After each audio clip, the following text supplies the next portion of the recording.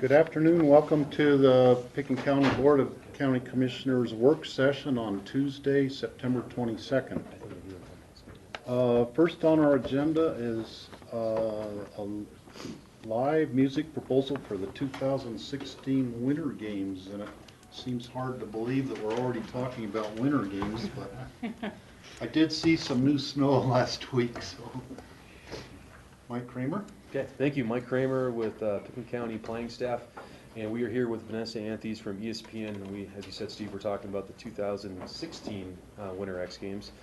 And the dates for X Games this year are January 28th, 29th, and 30th.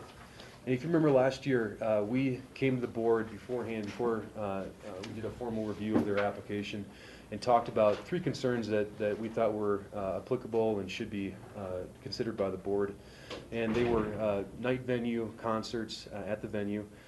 We talked about an alcohol permit, which you all reviewed last year and was implemented, and they got to serve alcohol last year. And then a noise variance for these concerts. And Vanessa here and ESPN would like to do the same thing as last year, except that there's going to be some changes that they are proposing for the night concerts.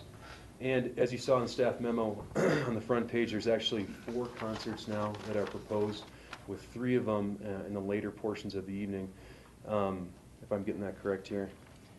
We have 3, I'm sorry, 4 concerts proposed with 2 in the later evening. Friday night, the ESPN is proposing a concert from 9:30 p.m. to 11 p.m. And then Saturday there would be 2 concerts, one in the late afternoon and then also another one from 9:30 p.m. to 11 p.m. And it's a slight change from last year's proposal. Is there still the Thursday one is on our... There is, yeah. Okay, Thursday 9 to 12. Yeah, and that's our memo the said one, yeah. Friday till 11. You just said 11:30. Unless it's different in the... So the proposed times, we'd have a Thursday night concert, which is new this year. Last year we had that concert on Sunday. We're looking to switch that one till Thursday evening. And then, so the 3 night shows, Thursday 9 to midnight, Friday 9:30 to 11, and then Saturday 4:30 to 6, and 9:30 to 11. So 2 shows on Saturday, so 3 days worth of concerts. Okay, and just to 11 on Friday. Yes. Okay, thanks for clarifying that. And so as we did last year, we thought it was advisable to bring this to the board and have some discussion. As you can see, we have our sheriff's office here to talk about any issues or concerns or specific questions that might come up from the board. And Parker's also here from Aspen Fire.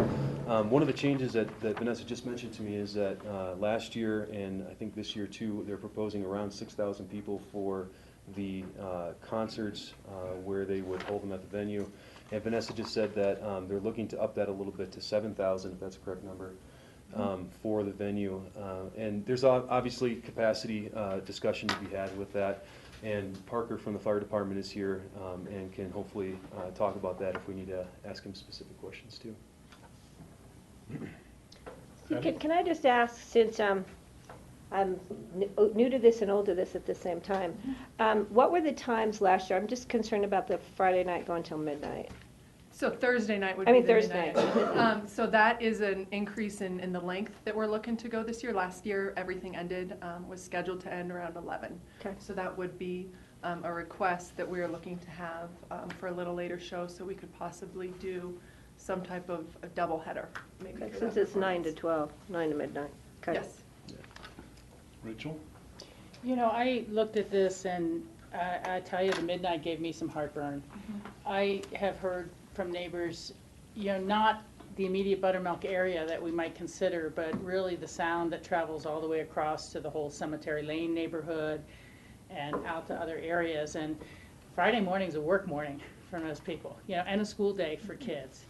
And so, you know, something that ends at 12 means by the time you get everybody out on the bus and gone and things like that, quite a bit later than that. And you know, that can be a lot of noise in that meantime, you know, let alone the final act at midnight. So I think there's been a lot of good neighborhood tolerance for the impacts of the lights and the announcers and everything with X Games so far, but I think it really is too much to ask to go to midnight, frankly. It just seems too late. And you know, base of a ski area as a concert for 7,000 people, that's a lot of noise impacts, you know, and light and visual. So, I mean, in general, I appreciate you're bringing shows in and everything like that, but it just, I don't know why you couldn't start it at 8 and end at 11 and still do a doubleheader. So the schedule is based off our competition because we don't want to have conflicting concert and music events, because then it kind of creates a safety issue from people trying to feel like they have no time to safely get from One place to one another. place to another, for example. Sure. And that was part of the reason also for moving the show from Sunday to Thursday. Throughout the weekend, we feel like we have such a great impact on all the public safety resources that Thursdays typically are lighter day, that it's less of a draw on all the demands that we're doing throughout the venue versus continuing to do everything on the Sunday versus man hours, bus hours, things of that nature. So Yeah. that's just kind of a little background on why we shifted it from the Sunday, to a Thursday. Yeah, and the other thing, of course, is that, you know, we know how hard the RAFTA and other drivers you bring in have to work, and this also means that a certain number of those drivers are gonna be up till 1 o'clock the night before or later, depending on how far they have to go to get home and get a few hours sleep. So I just really had concerns with midnight and was thinking, you know, maybe a late show like that would be more appropriate in town, in Aspen, where you really have commercial venues that go till 2 o'clock in the morning. But those are just my initial thoughts for the board's consideration. Michael? I don't think we ever got the commissioners got a debriefing. What were the feedback on alcohol in the concerts last year? From the ESPN side, I think everything was very successful. I think we'd learned a lot of lessons from the concerts we'd held in the past, whether it had been the Wagner Park. I don't believe there were any major issues, and I can let sheriffs kind of speak to that from an alcohol standpoint. I think it was a great addition to the event from an overall content as well as experience that we provided to our guests and everyone on site. I don't know if you guys want to speak, if you had any issue from the alcohol or crowd or safety on your end. It was actually kind of nicer to have it our own venue. It definitely, less transportation impact. It was easier to keep everybody in one spot. That was nice. And last year, and going into this year on the fire side, just for crowd management, no big issues last year, some minor rearrangement discussions, but it just helped go a little bit smoother, but overall no problem on our fire side. And law enforcement? If we have concerts in town and out on Buttermilk, it's double the manpower, so it's a lot of work for us. It's also twice the work for RAFTA, because they have to do shuttles back and forth between the two. And as far as like alcohol contacts, there was no spike at all between last year and the year before. So the concerts didn't cause any problems that way. Did community development get any feedback? We did. We actually heard as far as noise from, I think actually, Patty, was that you that called last year, if I remember correctly, on behalf of a homeowner? Maybe Somebody who called me at Buttermilk. Right. We did receive one noise complaint that was relayed to us from a West Buttermilk neighbor, and that was a complaint based on the concerts for the evening concerts. It was an evening concert, so one complaint. And I don't remember which night it was. Yeah, I just remember the call coming. Yeah, and it came to me ironically, 'cause I was just brand new on the board, so they picked on the new guy. George? So have you run this by RAFTA to see if they have any questions or concerns, given the combination of the late night and the alcohol and those late buses, you know, those are the, you know, they call the Vomit Express. Vomit Comet. Vomit Comet. And the Express now, so. Yeah. We, to answer that, George, that was one of my first questions to Vanessa. Vanessa has already made contact with RAFTA and other bus companies that provide service for the X Games, and she can probably answer those detailed questions. Similar to what Brad was saying, you know, they prefer the concerts to be at Buttermilk because it is less of an impact on all the resources, as well as the move from the Sunday to Thursday concert, because we're not running into the issues with hours by the time we get to Sunday. Similar to a pilot where you have to have so many hours in between driving, our drivers have the similar federal regulations that they have to adhere to. So when we're creating our overall venue schedule of when we're providing services, we have to look at those guidelines. And, you know, they've looked at the schedule, they can meet the needs of this schedule. And, you know, all three parties, Rafter, Ramblin', and Rocky Mountain, are on board. Steve? Going back to the timing, about Rachel's concern about the one going to midnight. And I think you answered it, but if it went from 8 to 11 on Thursday night, would that work for you in terms of the schedule of the events? Or would that be So, crossing over on the schedule of the events? yeah, so Thursday night, our pipe event, which is our ski super pipe men's final, is scheduled to go till 8:45. So you would have that crossover, which then kind of creates a safety concern of the rush, if you will, of I have to hurry up and get there versus us being able to kind of control and help assist and manage that crowd flow. Then on Friday night, how about going to midnight on Friday night instead of Thursday night? Because that would be not a school night then, and there'd be different, you know, the dynamic would be different in the neighborhood. We can definitely look at that with the stipulation that it works for the transportation, because that is something that I think everyone's in agreement that has to work and it has to manage their hours, but we can explore that option with all the bus companies. Patty? Yeah, I don't have a problem with switching Sunday to Thursday. I do have the problem with the midnight actually on any night because of the impacts to the neighbors. I mean, that's getting late. The other question I have is, I don't necessarily have a problem increasing the numbers if it's okay with the public safety people and the transportation people. They're the ones that really are impacted by that extra 1,000 people. And if it's okay with them, I don't have a problem with that. But the midnight is, it is an impact to the people. As Rachel said, you got Burlingame and all this housing right across the street. And, you know, they get into it, but I think Thursday night would be difficult because there's a lot of kids in those neighborhoods. And unless, of course, the school was kind enough to give them Friday off, which they have been known to do in the past. But I think that's the things I would really think we need to discuss is the hours of operation and that extra 1,000 people. But I don't have a problem at all switching it to Thursday night. I think that's a better idea. Yeah, I would agree on those 2 points. I agree with Thursday's okay, and I agree with the larger noises. Our Public Safety Committee feels that they can handle it. It won't be an issue. You know, all the other nights, Friday, Saturday, and all the other concerts are hour and a half long.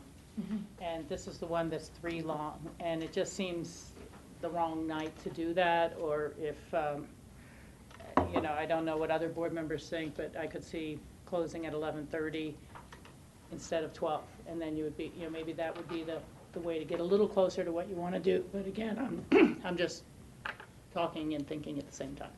Michael? John, what's the curfew at the airport? 11 o'clock. 11 o'clock. I think we should just make it 11 o'clock and call it good. And because you can hear it in Woody Creek. I can hear at my house at Smuggler. So the impact is miles away. And although it's been run with no complaints, I don't think extending it benefits anybody. So, How do you feel about the extra 1,000 people? well, if they come, they come. But, you know, what I'm concerned with is we're asked to bear some of these costs through the EOTC. So as the thing grows, are we going to have more of a subsidy that ESPN doesn't assume? So that's a concern.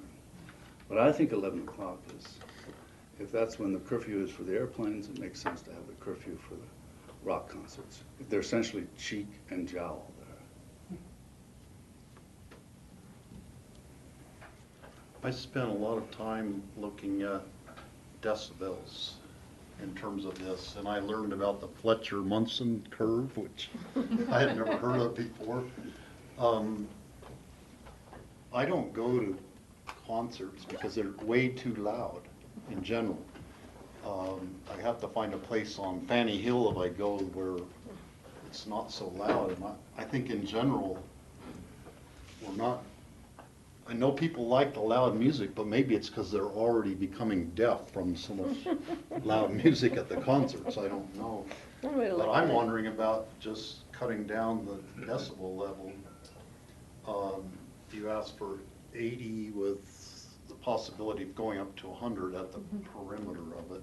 And if we cut back the decibel level of 5 or 10 decibels from those amounts, that would mean that the sound would carry a lot less far into Smuggler and to Cemetery Lane and different places. So that would be a possible thing to consider. And I don't know, I even had, my wife was down at the Brews and Blues in Telluride over the weekend, and I had her download a decibel meter on her phone so she could take readings there at the Brews and Blues, and she said it was about 80, you know, in the venue. That wasn't at the perimeter, but that was out in the audience there. So maybe 80 at the perimeter is. And ours is 80 at the perimeter. It's 100, 150 feet from the actual speaker. So we do monitor the 80 dB at the perimeter of the venue. So we definitely do follow that similar guideline. And Mike, what is our standard decibel limit in neighborhoods? And For the evening from 7 p.m. to 7 a.m., we take a measurement at the property line, and it's 50 decibels. 50? Yeah, at the property line.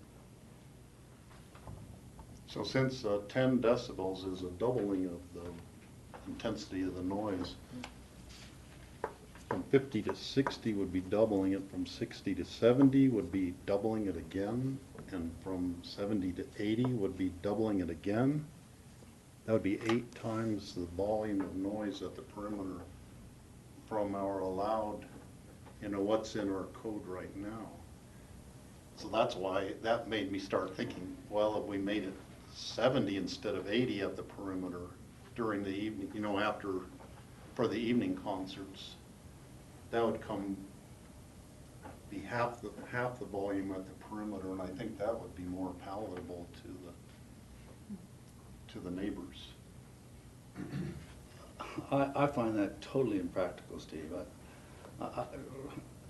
Asking a rock concert to be quieter, I just don't see how that works. I mean, I appreciate your sentiment, but we're not in the, I don't see how that works. I think you limit the time and you hope for the best. And if people want to complain, they can complain. If we get a lot of complaints, no matter what the circumstances are, then I think we rethink our position. But I don't see us, I just don't see how it works. Rachel, and then Mike. Yeah. Well, I just want to kind of point out that this is a preliminary discussion, and you've come in to ask our general sentiments. This is not an approval hearing. And, you know, I'm glad that we're having this meeting. I'm glad the public will become a little more aware of what we're discussing for the upcoming X Games. And it may be that when we get to the hearing for the special use permit, there's more public comment or discussion. So, you know, I don't entirely agree with you, Michael. I don't entirely disagree. You know, certainly rock concerts are a lot of fun, but for years I've always taken my earplugs just to protect my hearing. And, you know, if we're able to tell them that there's a limit of 80 at the perimeter and they're able to maintain that, then it's a volume button, you know, to turn it down or to turn it up, the amplifier. So I think that is something that the proponents might want to consider. I don't know at what level. Maybe it's 75 instead of 80. I don't know if that's an important consideration at all. But this is just a preliminary discussion, and you can take all the feedback and try to put together a good package. Mike? I just wanted to add too, Steve, and as we're having the discussion, that they'll have to get a noise variance to vary that decibel level at 50 feet from the property line. And in doing so, the board can set a decibel level if they want to, and I think Vanessa's hearing you loud and clear about, you know, the noise and the complaint we got last year.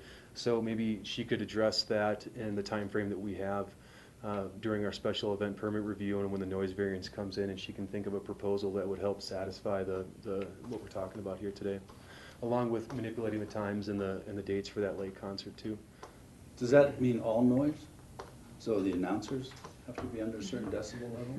I mean, seriously. It's a good question, yeah. I mean, I hear the announcers from McLean Flats Road. Mm-hmm.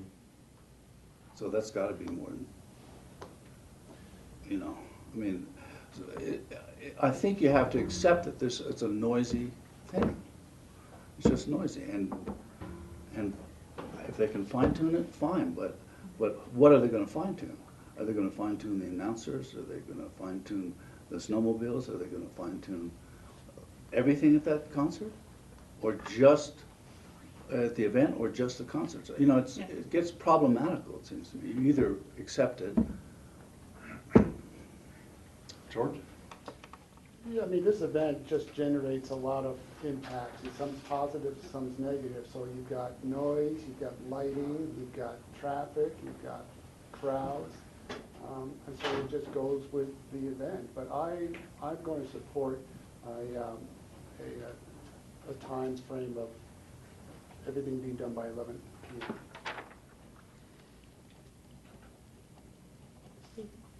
Rachel? You know, I just have to say, I think there's a big difference between nighttime noise and daytime noise. It's a big difference between hearing something in the middle of the day and you're working, and it's not quite the same as when you are trying to get a good night's sleep and you may have to rise at 5 a.m. in the morning. So I do think there's a difference. I think it's well worth looking into, as Michael has said. And it's just not something that we throw our hands up and say, well, it's noisy, so we can't do anything. Otherwise, it wouldn't be coming in for a permit, you know. And we can try to, you know, bridge the differences and see if we can create a package of programs that makes for a great event and minimizes the disturbance to the neighbors. And I think that's all we're trying to discuss and get to. I appreciate your input and taking those thoughts seriously. Patty? I just need to say it's a great event. You know, we've been doing it for years, and the announcers, you do hear them, but you know, it's kind of, you also hear the crowd roar. I mean, Yeah. we can't you know, mute that.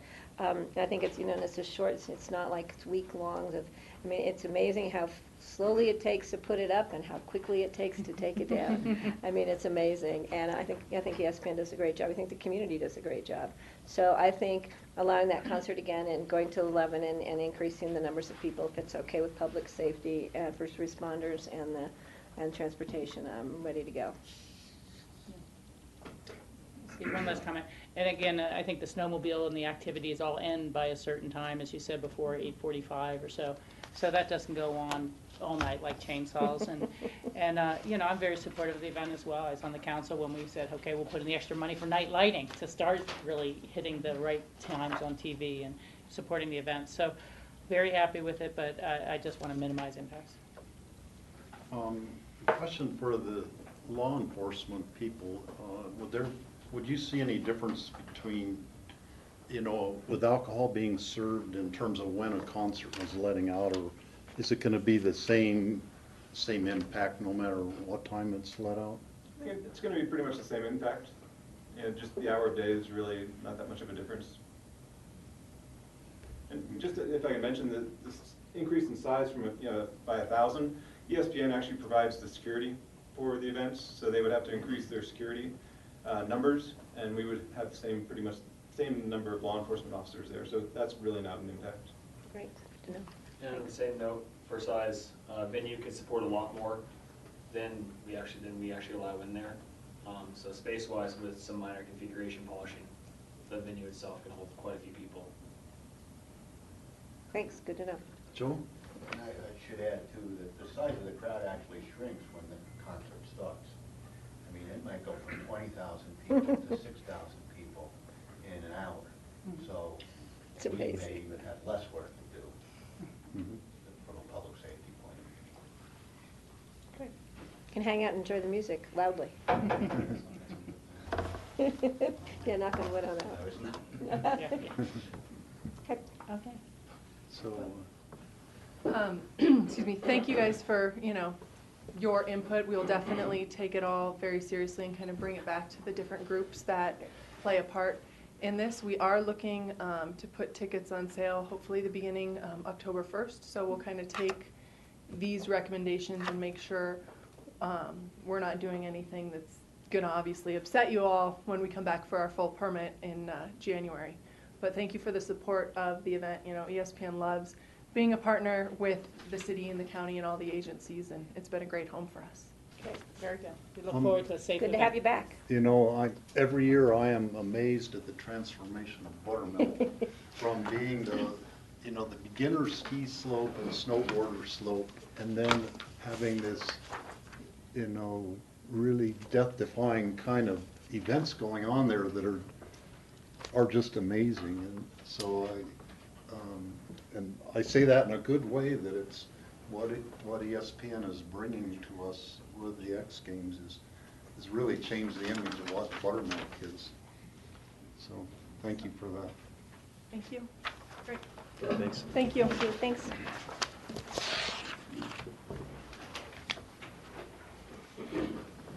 Okay, next we have a review of the road maintenance and management plan. I'm gonna be there Thursday morning. I'm not looking forward to that. And then I'll stay most of the day for the barbecue. And then I'm gonna come back up to the memorial service for Melody. And then Friday I'll just be there at 8 o'clock and everybody. So there's some good speakers. Are you gonna go to any of it? Just on Friday. All right. Hi, I'm Brian Pettit. I'm your Public Works Director, and we're here today to introduce the new road maintenance and management plan.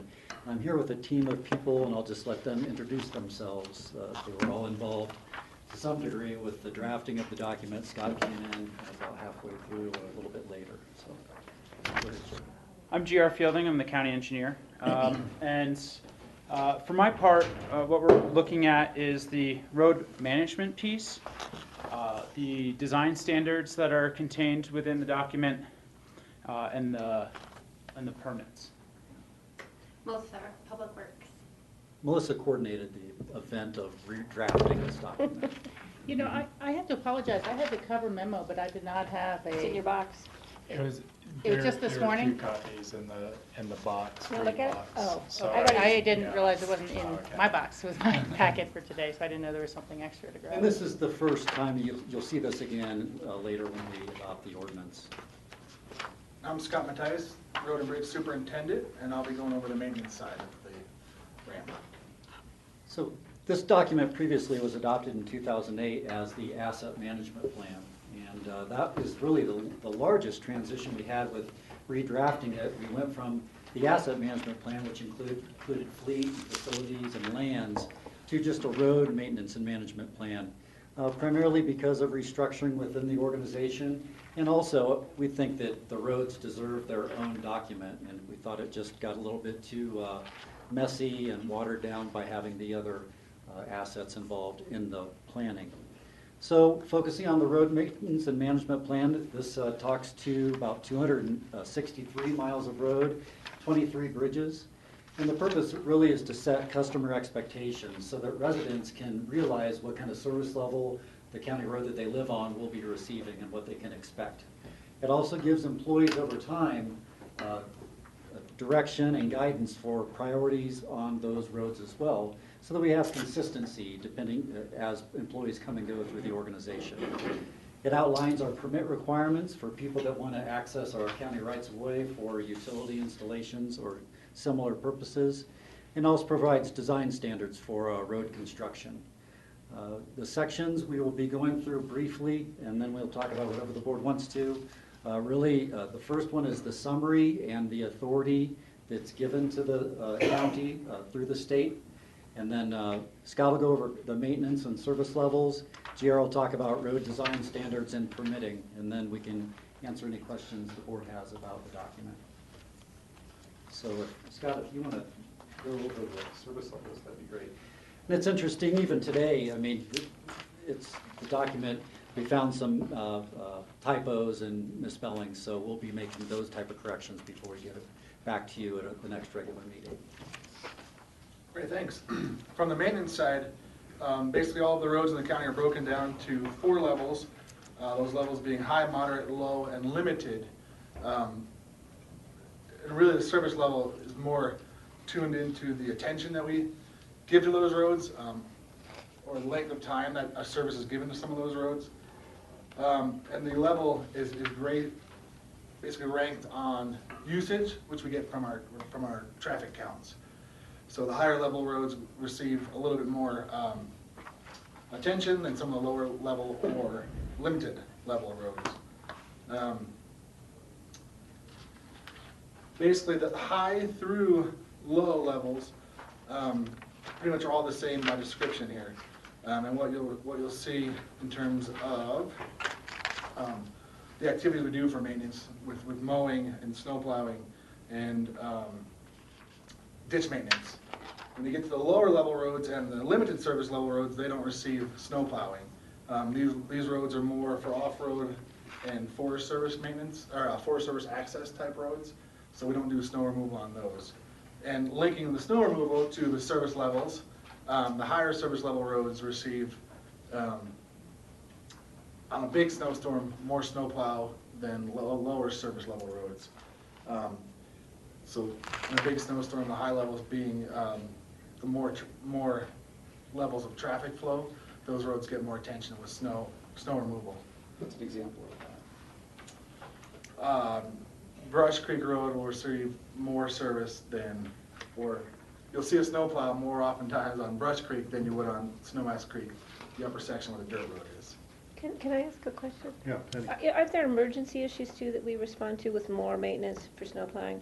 School bus routes, those kind of things? Yes, so school bus routes are our priority, and usually they do coincide with high-level service Anyway. roads as well. Okay. And just to be clear, the transition between low and limited is where the snow plowing stops. So low service level roads do receive some level of snow plowing, limited service levels do not, and those are typically roads that are in our rural and remote zoning, on the backside of Aspen Mountain and other places. You go up Castle Creek and stop it. Correct. And so a lot of times a road may appear in different categories because they go through different levels of service as they move into more remote areas of the county.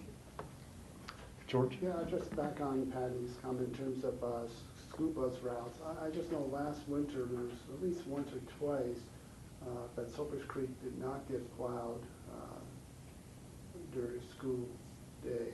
It was late, and in fact, it was really sketchy. But as soon as you got into, past the Emma Road, as soon as you got where the border changed from Picking to Eagle was plowed.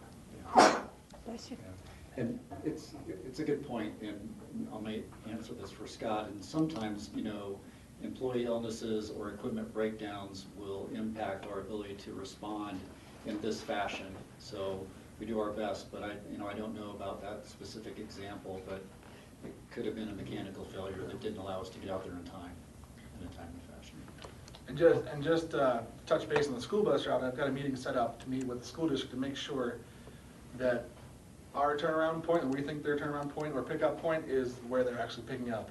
Because that has changed throughout the years, and I want to make sure we're on par with that for this winter, that we know where that turnaround spot is, and maybe we can make sure we're getting there in time, because that has changed a little bit over the years. I was trying to figure out on Upper Snowmass Creek Road where the moderate service would go. I think probably to the bridge crossing Snowmass Creek. But then beyond that, it shows that there's a limited service area for a little distance. But it doesn't mention the Divide Road, and then I started wondering, is the Divide Road belong to Snowmass Village, or does it belong to the county? Where does the county quit maintaining that? We turn around at the bridge, right before, well, just actually the next driveway after the bridge, but basically our turnaround is there, and that homeowner plows to the bridge. Mm-hmm. Our level of service change is at the end of pavement, is actually where that basically easiest point for us to turn around is right there. Yeah, when I looked at the map, it looked like it was the yellow line clear to what looks like the bridge on the map, but So as far as the way that the service level is delineated in the maps in the ramp, the highest service level road for Snowmass Creek is the first 1.7, 1.8 miles, and that goes to the T intersection with Capitol Creek and Snowmass Creek. mm-hmm. From the moderate service level goes from, I believe, from the T all the way up to the bridge, because honestly, we might take the opportunity because of the school bus turnaround to turn around there on our first pass snow plowing, but we still consider that next section of road moderately serviced. it gets a lot of extra attention during the summers, as an example, for grading and dust control. Past the bridge is more of that Forest Service type of access road. As far as the ownership of Divide Road, we have worked in cooperation over the years with the town of Snowmass Village to maintain that, but by and large, that's been their responsibility. Okay, thank you. And then the further, the pages here, 12, 13, 14 on the maps coincide with that, and then also they're listed for you. And break down a little bit more of what we do on those roads and the identified roads. Any more questions on the maintenance side? In terms of putting mag chloride on for dust control, I was trying to figure that out, looking at different roads I'm familiar with, and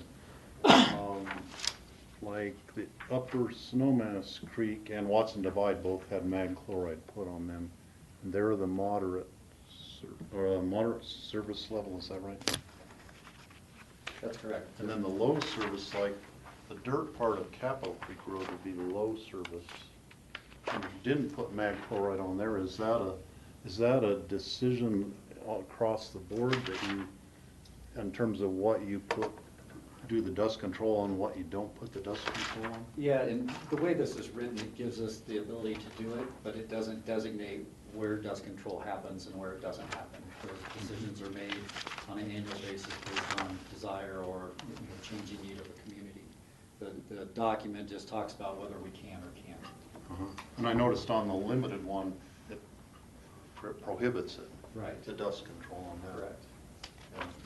So, we didn't get into the specifics of applying magnesium chloride, just to give the county flexibility, knowing that this document may change every so often. Does that make sense? Okay.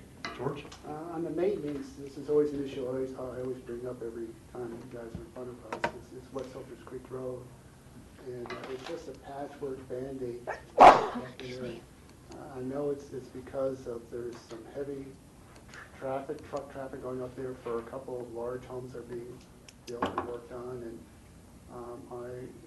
I would hope that come springtime, after all the frost heaves, that gets some serious attention, because it's not very good. Yeah. We know that, and we need to. It's almost East Silvers Creek, where it's not paved, is better than West Silvers Creek in places where it is paved. If you remember, this was paved in cooperation with the Homeowners Right. Association up there. It has been failing since with a lot of the big construction and insufficient subgrade for that road. So I know Scott's team has been out there patching it in the last week, but there's more permanent fix that needs to happen in order to carry that road for a longer time. We're aware of that. Thanks, George. Where does Pitkin County, going up the frying pan, what's the mile marker? 20 point. That's where we kick in? Yeah. So mile markers down below that are Eagle County responsibility? Yes. Into town, into Basalt, okay.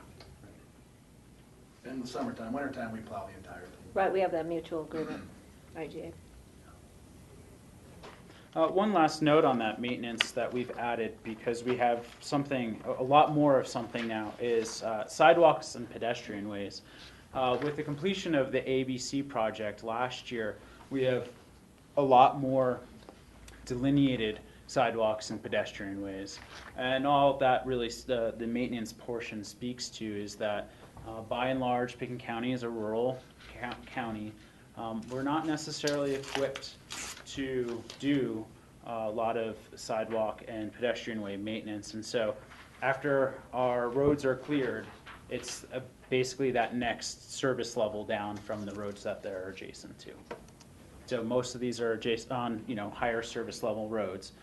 Those are going to get taken care of first, and then once we can get back around to it, we'll get the sidewalks and everything else.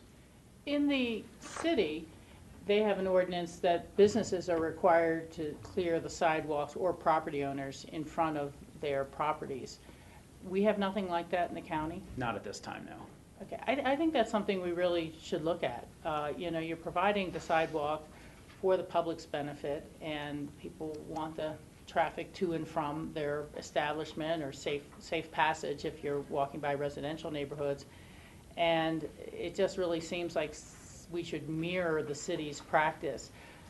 You know, I hate to use this comparison, but I was looking at, you know, the Chicago budget, and they're one of the last few cities that provide free trash pickup for their residents. And Wow. it becomes like, can you really afford that? And, you know, I just think it's worth a work session and worth looking at. I don't know if the other board members, but once we start spending our road and bridge money, as we are, for safety of the pedestrians, you know, it shouldn't become each time an ongoing, you know, set of thousands of dollars of annual maintenance. And so I'd like to look at whether that's within county authorities and other counties that may have something like that. Maybe it's just in specific areas, but I think that's worth looking into. Rachel, just as a point to that, I think it'd be a very interesting conversation, especially where we do have sidewalks and where we don't, because it'd end up being a fun conversation. We go through a lot of It different always areas. is out there. Yeah. Well, can I just tag on? That's a really good, because the city maintains the sidewalk, the structure, but it does, because I was shoveling a lot on Main Street the last couple of years. But at the ABC, who does the North 40 sidewalk, specifically the one that runs along the North 40 fire station to CMC? Do we go back and shovel that sidewalk? In front of the actual firehouse, sometimes they get, someone shovels that, sometimes they maintenance, don't, depending on who's around. And then that next section of sidewalk is usually pulled off by our maintenance staff. It just seems that, given that it becomes a lower priority than the other routes, it may or may not be done in a timely fashion for folks, and we all know what it's like when that stuff freezes up again overnight after been a lot of footprints. So I just think it's going to be something that grows, and we should continue to talk about it. Well, GR and I have a meeting with John McBride next week, so this will be a topic of discussion. Yeah. Perfect timing. Could we get a recording of that? Yeah.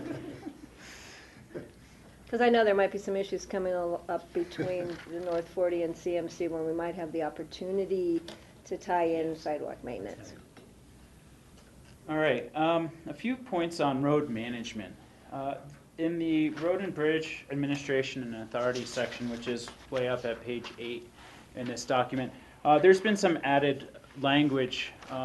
As we go through more experiences in our office with whether it be issues that come up in construction or in discussions with homeowners or to the point of litigation, we start to look and see the need to make sure that our language is tight. And so there is more references to different state law in the Road and Bridge Administration and Authority section. In addition, we've also added a section called Shared Roadways, where we talk about the fact that we have high bicycle traffic on several of the county roads. And now that that's being delineated by several apps that you can get on your phone as good road rides, we saw it prudent to acknowledge that in this document. We actually name the roads that we see the most bicycle traffic on.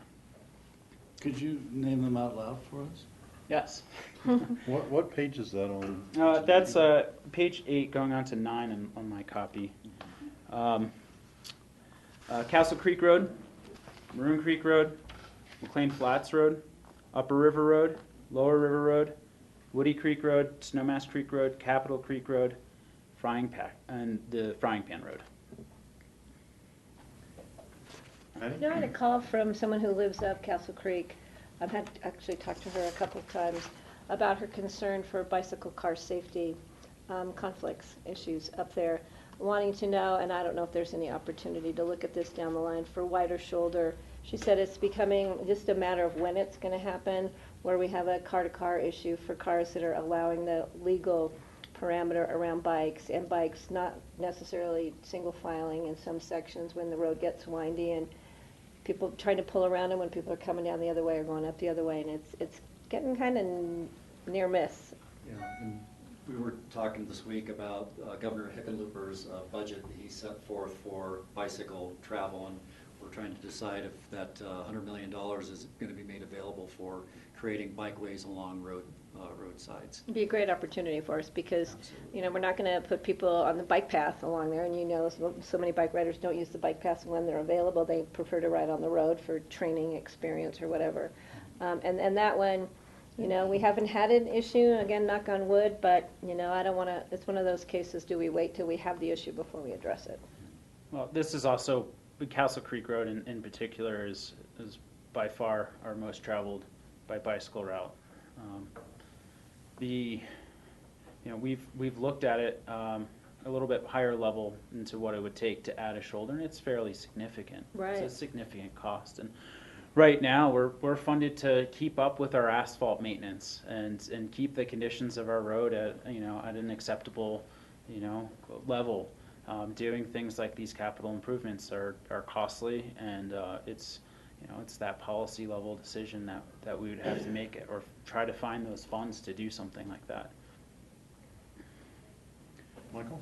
So what is involved in adding a shoulder or the width of a road? What do you have to do? Depends on the road, but, you know, in many cases, we've got to stabilize either a cut bank or the other side of the road in order to create enough space for a wide shoulder. You know, Castle Creek, I think we have some availability there, some width that we could work with, but most of our roads are cut into topography in such a way that you would have to do some stabilization or to put a wide enough shoulder in there to make a difference. So it's a big expense, and it's something that I think we're going to be looking into, both stabilizing rockfall and then also seeing what it would take to add enough shoulder that it would be worthwhile for bikes. But it's a big number. Do you have to do the whole road, or can you do sections at a time? You could do sections at a time. Any safety is going to be gathered. The challenge is through the curves, because a lot of times where the curves exist is a narrow part of the road, and that's the most dangerous portion of the road for bicyclists. So we don't want to necessarily provide a safety buffer where safety isn't an issue.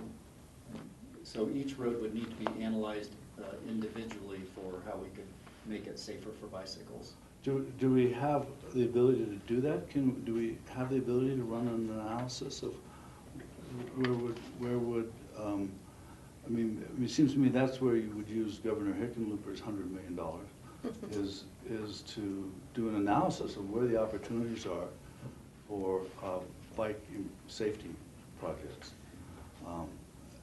Because if there's 263 miles of road, obviously we might not be able to do that next year, but we can bite off a little bit of it. One thing that staff has done is sat down with communications. One of the hardest pieces for us is to do safety analysis with our current system, because the way that we as a county respond to accidents from the sheriff's office, and then if it's a property damage, then it goes to the state patrol. Whether or not a bicycle was involved sometimes is recorded and sometimes is not. And so right now we're working with communications to better that system so that we can do a better analysis to take a look at those safety issues. In the meantime, I think anecdotally, if you've driven up Castle Creek Road during the last several summers, you see the issue. It's there. It's in front of you. There's people who like to share the road, and there's people who do not like to share the road. And we'd like to give the platform for everyone to be able to have their own space. And a little bit of separation would certainly go a long way up there.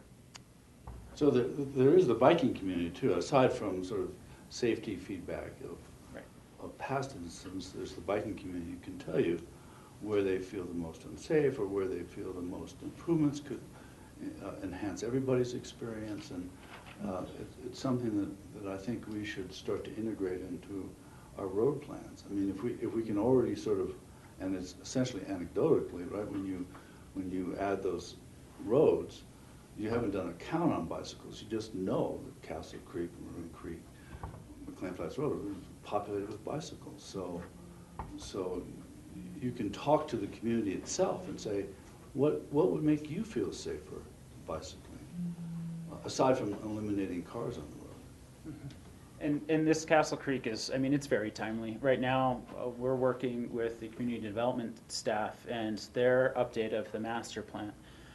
And I'll tell you that when I worked the open houses, there were 3 or 4 road issues that were consistent, but on the top of just about everyone that lives up there or travels up there was this one, Michael.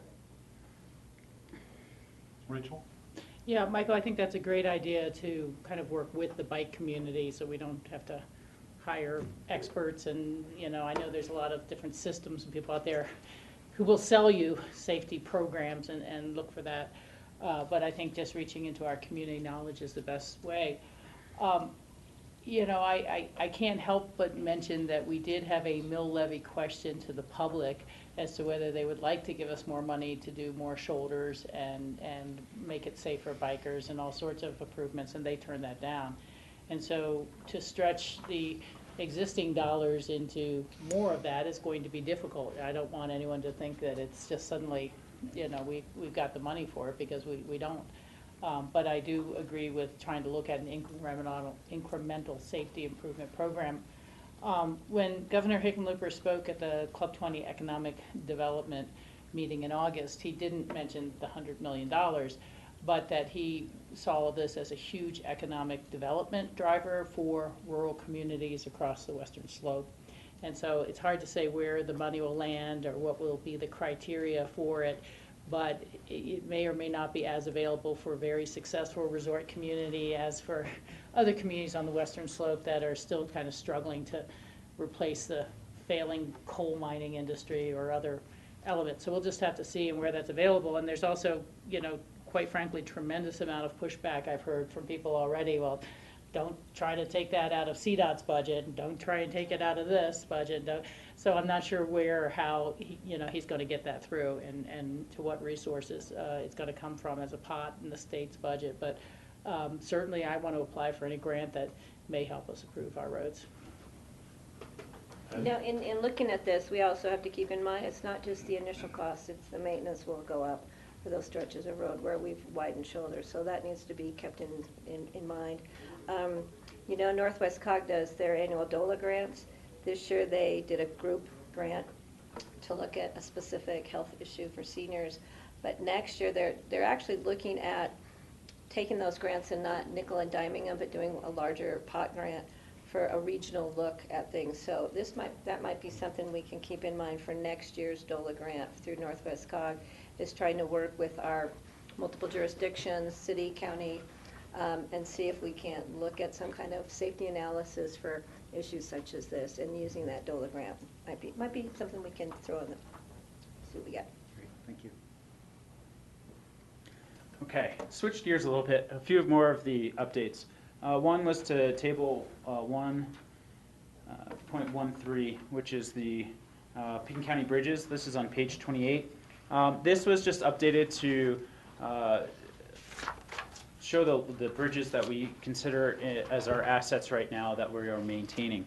One thing, what we have realized since the last update in 2008 was the Lanedo Bridge in Woody Creek was not listed in our last asset management plan because it was under 20 feet. And if a structure is under 20 feet, it's not considered a major structure under the CDOT umbrella. And since they provide our bridge inspection, they weren't inspecting this bridge because it was under 20 feet, and they didn't consider, and so we didn't have a file like we do with a lot of the other bridges to show all those all that maintenance. And so now, because we've added it in here, we've also, when we do have the inspectors come out, they give us a call, they let us know when they're going to be out and inspecting our bridges every other year. We pay to have this one inspected along with the rest of them. And so that's the one update to our bridge list that we have. Would one like that be suitable for putting in a big culvert to replace it, or what is the minimum or maximum distance that you could put a culvert in effectively? You know, a lot of that comes down to more of the site location than it does really that width. When you're talking about anything under, I don't know, probably 25 feet or 30 feet. And so this would certainly fit that bill. We could when it comes up for replacement, which I wouldn't expect for a long time. We can certainly look at a culvert like we did You would up on. compare the Right. two We would options. compare those during our structure selection portion of a project like that. And so with the state not inspecting it, have you now inspected it to see if it's safe and high up on the list? Yes, we have. And so in essence, we have the same inspectors that come out that do all of our bridges, come and do this bridge as well when they're here for the longer structures. Yeah. So is the Conundrum Creek Bridge, that's essentially the same length as the Woody Creek Bridge? Yeah, both of the Conundrum Creek bridges are just over 20 feet, if memory they are? serves. Yes. 20 feet is this magic number in the CDOT world for structures. But the difficulty, I think, with the Woody Creek Road and both those bridges is they're very close to water grade, essentially, and so putting a culvert in, then you have to raise the grade of the road itself, and that gets into more difficulties.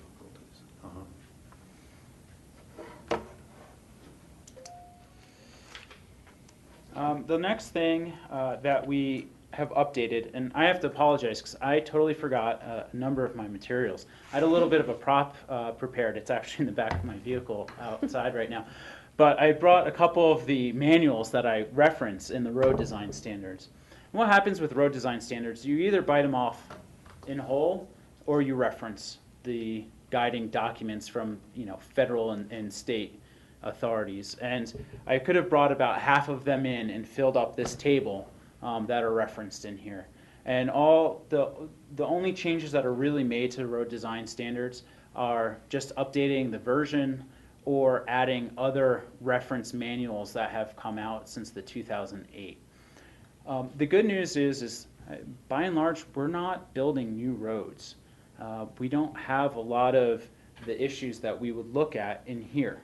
We also don't have a lot of large subdivisions going in with developers asking us to take these roads as county roads. And without that volume, I think it gives us a lot more flexibility in referencing a lot of the higher level manuals and being able to make decisions based on context, as opposed to always, the county rule is this, and because of this, you have to develop that this way. It's not really a lot of what we're seeing happening in our valley right now. But the bad news is that our roads aren't very good, right? I mean, they're not up to us. Can you reference a standard that our roads are built to? No. We could reference one, we just wouldn't be meeting it. Yeah. Yes. So that's the bad news part of that. So Right. So you have these roads. So we're not building new roads. We're not adhering to very strict standards. But our roads that we have have been engineered or not engineered to and to a standard that we can't even really find. So that seems to me the challenge for road and bridge is how do we take these roads that are now asphalted and are cracking or scalloping off the edges, that kind of thing, and how do we bring that up to a standard without digging up the whole road 4 feet down and starting over again? That's the challenge. I don't know how to meet it, quite frankly. Well, and you're right, Michael. In the context of most of these roads have been built, we're looking at 1890. That's Snowmass Creek Road, probably Castle Creek Road going up to Ashcroft's late 1800s. And I mean, you go down everywhere that we had mining in that time frame, and branching up in Old Snowmass. So that's where all of our road development initially occurred. When we go through and we do asphalt maintenance, by and large, we try to widen to the point that is a little bit more acceptable socially in an area, and take that as a lot of our context, as opposed to making sure that we have 2 full 12-foot lanes and a whole shoulder, because if we went in there and did that on every project, 1, we'd get about a quarter of the amount that we get done.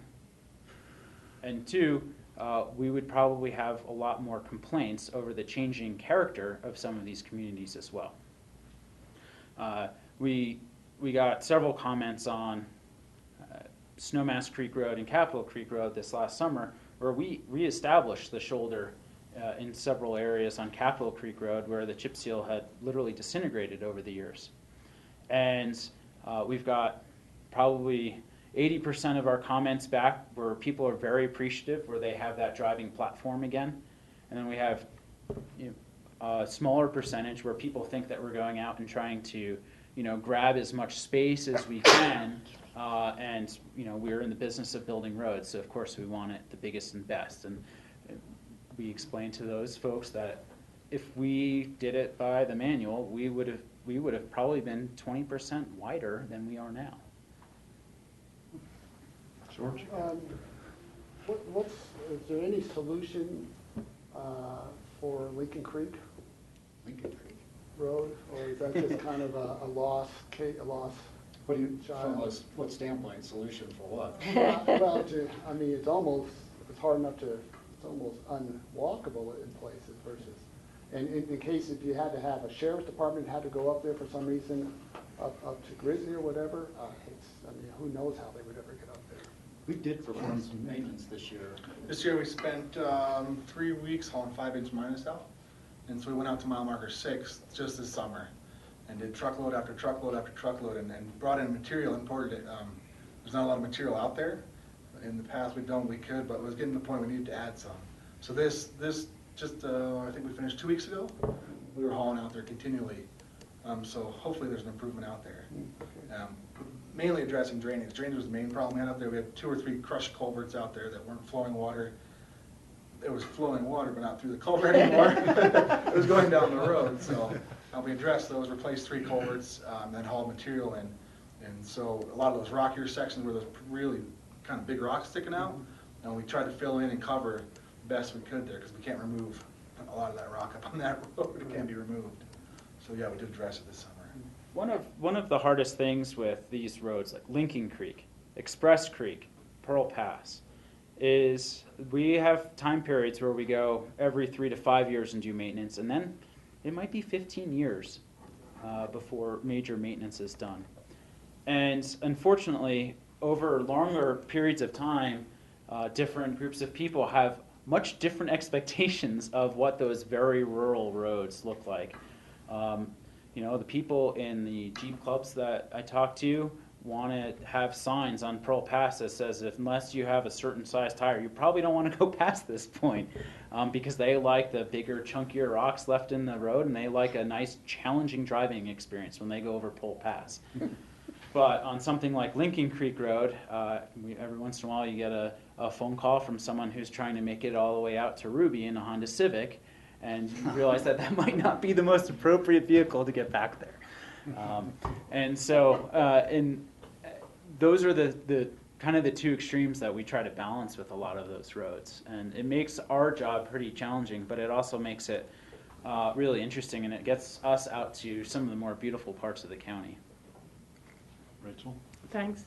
I think this is tangential to this conversation, and I'll mention it again later. We did get an email from Kevin Lusk with the Twin Lakes Company inviting someone or any of county staff to go on a site visit of Grizzly Reservoir to look at what's happening there. I'll be out of town when he was suggesting that, but I really think it'd be important to be on top of that. But when I first spoke to one of the Twin Lakes representatives after the release of all the sludge, I kind of said, well, can't you clean this out more regularly so it's not such a big dump? He goes, well, we do clean it out every now and then, and we use the soils on the Forest Service roads, but they can only take so much. And then now, of course, afterwards, we were getting these heavy metal reports about what some of the sludge in the bottom of Grizzly is like. It has raised a concern for me. Are they putting safe materials on the Forest Service roads? And do we need to look into that a little bit? Are they using that even for campsite pads, or where are they spreading it? So that's something for us to check into. I'll just leave that there. And then 2 other small comments, and that's just because you're relatively new with the county. We've discussed before the importance of the appropriate placement of culverts so that fish passage is not blocked from one end of a stream or a ditch or another. The the connectivity is really important for environmental health. And then the last item I had mentioned to our board, and I still am not asking for concurrence on it or something, but I noticed that, say, the entryway to the difficult campground is just, you know, incredibly potholed and asphalt falling apart. It's not very far. Once you get down there, it's okay. But I don't know if there's room for us to ever help out the Forest Service on some of those things when we already have asphalt mobilized or not. I don't know what the extra cost would be. I don't know if my board wants to do that or something, but I do know how bad the Forest Service budgets are getting, and it seems that, you know, to support our tourism economy, we might want to see where there's around the edges type of assistance we might be able to offer. So those are my only 3 comments. Steve? Speaking of the trucks going up to Grizzly, I want to make a nice comment for your staff. I walk that stretch, go up to the Aspen Club a lot of mornings, and I've seen the trucks a lot lately, and the drivers are always going the speed limit, and they always wave. That's great. They've gotten used to, okay, where is she? Where is she trudging today? And that's really a nice feeling when you're going up there and you see the Picken County logo go by, and they're going the speed limit, and they're polite and they're friendly, and that makes you feel good. That's great. Thanks, Jim. Yeah. I didn't know they were going to Grizzly, though, or I would have hitched a ride. The last portion of this road maintenance and management plan that we'll discuss is permitting. By and large, this addresses work in, on the county roads and rights-of-way. Most of our permits deal with utility connections, utility capital improvements, capital maintenance, those sorts of things. Occasionally we get permits requesting maintenance of vegetation or addition of a structure within our right-of-way. Red Mountain is probably the location of most of those requests, so people can put an entryway structure that ties into their property, and they'll put their address and that up on that, and we can regulate that through a permit as well. One thing that's in here still is the access permit. The access permits are mostly processed now through our community development department. And we also have the driveway standards for folks is in this document.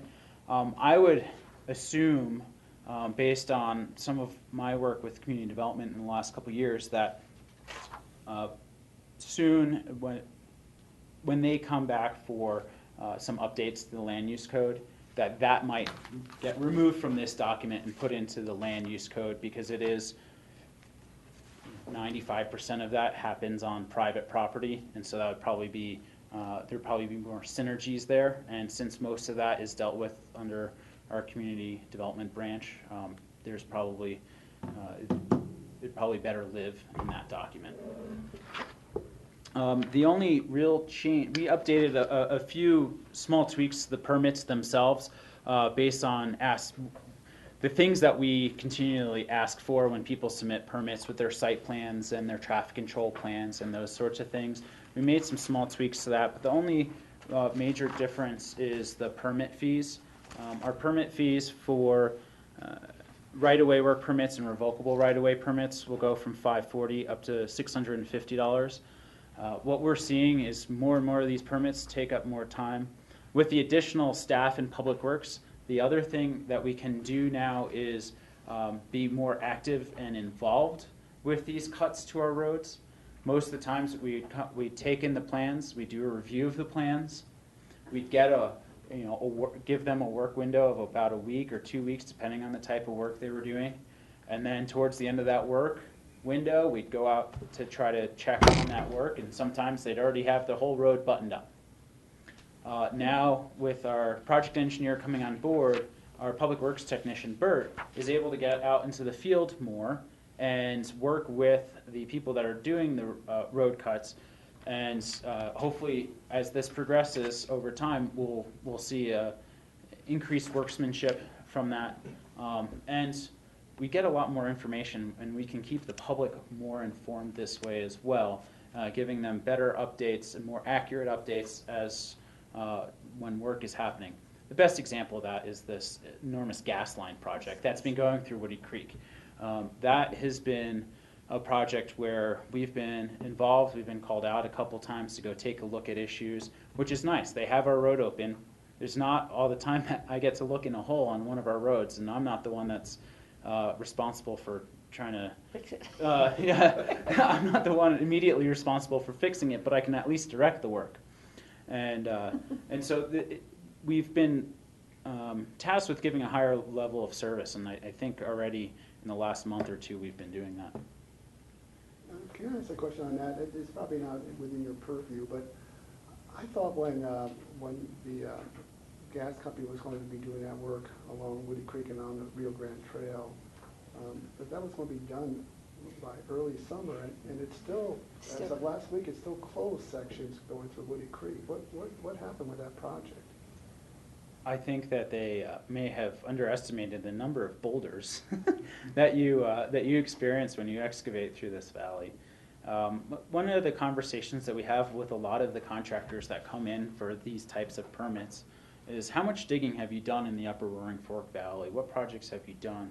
What equipment are you going to have on site? Because probably one of our best examples to use is, hey, did you ever drive by the underpass when that was getting built? Did you take a look at some of the Volkswagen-sized rocks that we pulled out of that hole? Are you going to have a hoe on site that's going to be big enough? Because there's a lot of this that they'll try to get done with a smaller excavator. They can be more nimble in that, but on these types of projects, they end up having to have a lot of heavy equipment there. And I can't speak specifically to why what their particular delays were, but I know that a lot of times when we got a date that they wanted to cross at just up from the Smith Hill Bridge, that got postponed a few days, and those 2 or 3 days of postponements every few weeks add up to a month and a half for their entire schedule. That may be worthy of an update. Would the board appreciate an update on Yes. the gas line installation? Okay. We can Yeah. provide that. Okay, speaking of that, when they do finish, there is a lot of road damage, and then they've crossed trails, and then, so hopefully you'll coordinate with Open Space and Trails, and all of you will go out and sign off on what they call a completion, because I'd like to see it better than when they found it. Right. And Michael, that's very appreciated, and that's exactly how we've been going at that. We've worked a lot with Open Space. It's a joint permitting process with Open Space, and we actually have that meeting coming up where staff is all going to go out with the contractor and go through, and there's a few places where they backfilled and we didn't get the ditch isn't quite where it was, and there's asphalt damage that needs to be repaired, and there's several patches that still need to happen, and so that's their punch list that the county will be giving the contractor. And specifically, I know this is really an open space, is the connection from the intercept lot down, that's still closed. I've been out there a couple times and had people lost in space in the parking lot trying to figure out how to get down to the trail. Can they walk their bikes down? Can they can't ride them? And what's the connection? I thought that was supposed to have been done quite a while ago. That new placement of the new trail, and they're going to replace the pipes on the old trail. We'll see what kind of work session time we have coming up. Yeah, that'd be nice to. Speaking of that, they also hung their gas line from the old bridge, a bridge that we abandoned essentially. They did. Well, what kind of engineering went into that? I mean, if it's a cast iron bridge that we decided wasn't good enough for our traffic, now it's good enough for a 10-inch pipeline, what's going on? I mean, So we did have them take a look at the engineering of that bridge. Because that bridge has only been handling pedestrian traffic, it doesn't have what's called a live load on it. So it doesn't have heavy trucks coming out of the Elam pit going across it. So it was actually more prudent to hang that pipeline off of that bridge than the bridge that is handling that live load. The live load is much more impact to a structure as opposed to what they call the dead load. And the dead load is the weight of the bridge itself, usually, plus anything that's basically static, like a pipeline. The actual weight of the pipeline wasn't that significant for that structure. Right. I know what you mean by live. I've been stuck on some of those bridges, and I hadn't realized how much they bounce. That's the presentation for this document. Again, this is not the last time you'll see it, this is just the first time. So the next available regular meeting, we'll be bringing an ordinance to approve this road maintenance and management plan. Rachel? And I want to make it clear, this is separate from our capital management plan of the roads. That's And we would, asset management, and we would be looking that during the budget hearings for the future plans. That's correct. Great, thank you. I like the separation out. It makes it an easier read, not as overwhelming. Good, thank you. Yeah, good job, good job, So Melissa. I was just noticing the artwork in here. BLP drew it and it was approved by GRL, so nice artwork. So, thanks very much. Thank you. Thanks, guys. Oh, you guys are up next, aren't you?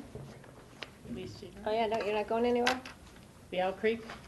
I think we are on at 3:45 for Owl Creek. All right, we got, That's what You time might we get have. there before that.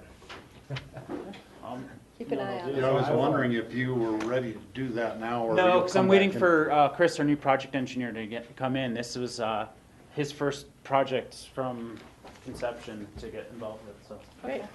yeah. Okay. We'll see you in a little Just be while. aware we may be ahead of schedule Yeah, later. and I'll give him a call, make sure he comes in here in the next Great. little bit. Okay. Future agenda calendar? Sorry, see, I'm just getting into that here.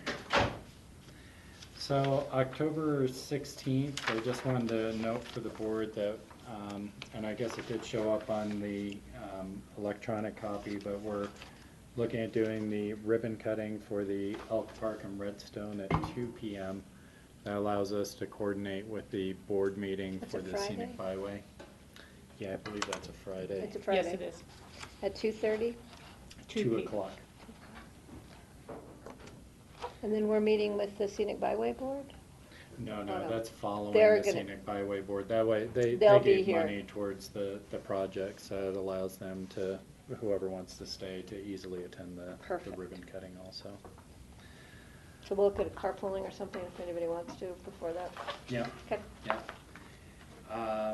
We're still on right now for October 6th for Lake County. We're gonna be doing our prep on that coming up.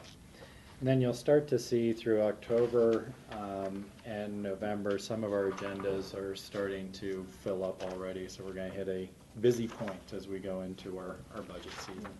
See, just so you're aware, on October 6th, I'll be driving my own car and then Going on. going on to Denver from there. And then Rachel, I was just trying to find the email that you forwarded, that you mentioned already from Grizzly Reservoir. Yeah, it was sent to numbers of us, and I think I may have forwarded last night to John Ely and his office with a note that I could not attend. May have been to both of you. Do you remember when it was? I saw it last night. Yeah, so I didn't I've got remember. it up here. So, They were doing a Google dot poll or whatever. yeah, and so all of you did receive this email, and they're looking for a date next week, so it's pretty What short. email? I didn't get it. It's from Kevin Lusk. I don't see it on mine. I don't know what you're talking about. Sure, I'm gonna It was last forward night this. was when it came in. Oh, I saw didn't- it I when was didn't- at home. Still don't know what you're talking Get it. about. Okay, let me step back. Kevin Lusk, who represents the, I believe, Twin Lakes.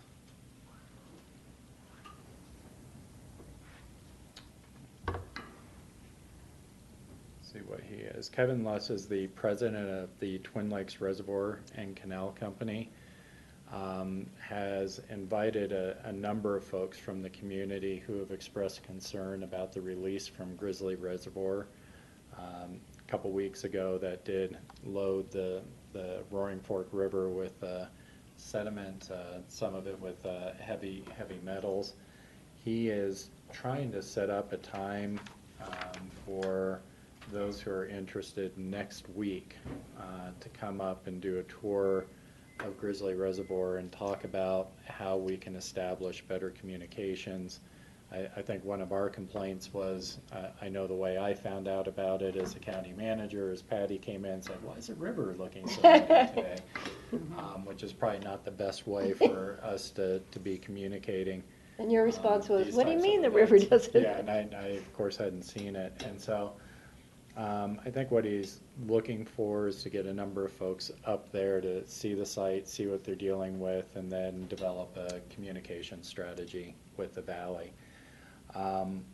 You should have received this email. I'll go ahead and forward it on to all of you just to make sure that you have all seen it. I was just looking on mine, it's not on there. Okay. Yeah, There were a number of recipients. I know Rachel had gotten, I thought it went to the board, but they're doing a Google survey to see when folks might want to come up. It would be good if you are planning on going up to let me know in case we need to, just. So just put what's that the on. Do we have any day and dates? time that they're? Yeah, so give me just a second. I gotta get through here. You'll be gone. So they haven't set a time yet. It says we would like to meet next week and have Tuesday through Friday as options. The meeting time would be 11 a.m. So and what they have is a link to what's called a doodle poll to indicate the availability, and I think they're going to try and set times around when most people can go. So this is a process they've set up. I have not spoken to him yet. This is the first I've heard from him. Yeah. Rachel? I already responded back to Kevin that I could not make it, but I would forward it on to you. I'm going to be out of town all next week, which is kind of the schedule for a while, which is more of a vacation actually. So I cannot attend next week. One thing that I think Kurt Dahl was on that list, and it seems to me, we should have someone through the Healthy Rivers and Stream Fund group or staff associated with that, as well as environmental health, and whoever else can attend naturally. But I also think we need to talk more about than just communication protocols, even if that's what their agenda is right now. We need to talk about operation and maintenance protocols for the future. How often do they empty it out? How do they get rid of the silt? Where does it go? It needs to be more of a full protocol, similar to we were asking that the state water plan begin to include sections about operations of existing facilities. So I just wanted to add that to that. I would like to attend. I don't know. So a visit is necessary up there to establish communications? Or could you actually have made a phone call without a visit? Well, I can't speak for what they're trying to accomplish with the meeting. I think it's probably going to be a little bit of both for us to understand what they're doing from a maintenance and operations perspective, and then to establish what's the protocol. Is it picking up the phone? Is it shooting an email to keep people? Like, it would have been easy enough had I received an email or Kurt received an email to get that out to the board and anyone else who needs to know. I think the community would have liked Press release. to know, that not just officials, but the community in general, and recreationalists, and people who live by the river, and people who are concerned about water quality. And so that it was just, seems to me, it's an abrogation of their responsibilities. Yeah, I think I agree with Michael entirely, and I certainly let a number of people know when I was at the Water Congress who are associated with Colorado Springs Utilities, which owns Twin Lakes, as well as the director of the CWCB. They hadn't heard about it at all because of the Animas River spill at the same time was just grabbing all the headlines. And again, I think it's really goes so much further beyond just notifying our valley. And the fellow and those guys have admitted that was a horrible mistake and apologized a couple times in the newspapers and called me personally after Water Congress. But again, it goes so much further beyond communications. It's how are they maintaining it in the future, and how it's not just notifying us that, by the way, we're going to dump a lot of dirty water in your river. It's how do we avoid ever having that dump again. And so I think we should really take it seriously. It's a nice invitation. The outreach is appreciated, and they have felt bad that they didn't mean for this to happen this way, but how do we really get something out of it more than just a communication channel. And we'll definitely work on getting appropriate staff up there and pressing these issues, and totally agree, we need a much bigger discussion around this. And I would like to go Wednesday and Thursday are absolutely the only days that are possible for me. I can go Any either other one. day's not gonna work at all. I can go Wednesday or Thursday. As of right now, I can't, so maybe we'll shoot him off a thing, and it would be great. We could carpool up with Kurt, because I'm sure he'd be the appropriate person to go. So do you want me to respond on behalf of the board, and just, I can do a doodle survey for Picken County? I'm out of town. Okay. I'm And out there. Rachel's out, and, I don't think I'll go. okay. That's easy. I can make I'll go, that. then we can check out the road too. Yeah, I did make it up in the Subaru, George, so. You did, all right? Almost unscathed even. Oh, good for you. I don't want to take my Subaru up there. Wow. If you saw where I took our Subaru weekend, I could take it anywhere. Mine's too new. I took my Blazer up there many a time, because we camped up there a lot for a couple of years. That's all I have for you guys for future agendas. I've got a couple of things. George? Are we gonna have a prep for ELTC? Is ELTC still on for the 15th? Yeah, we did just get confirmation, so we'll get a prep for Get EOTC. a prep, so we Yeah. won't have an agenda set ahead of time for us like last time. So you know what happens. The You'll be other gone thing then, is, won't I don't know if Karen Teague has contacted you, but with the Independence Pass Foundation, she wanted to get a little work session time to give us an update in terms of the scaled back work that they're going to be doing.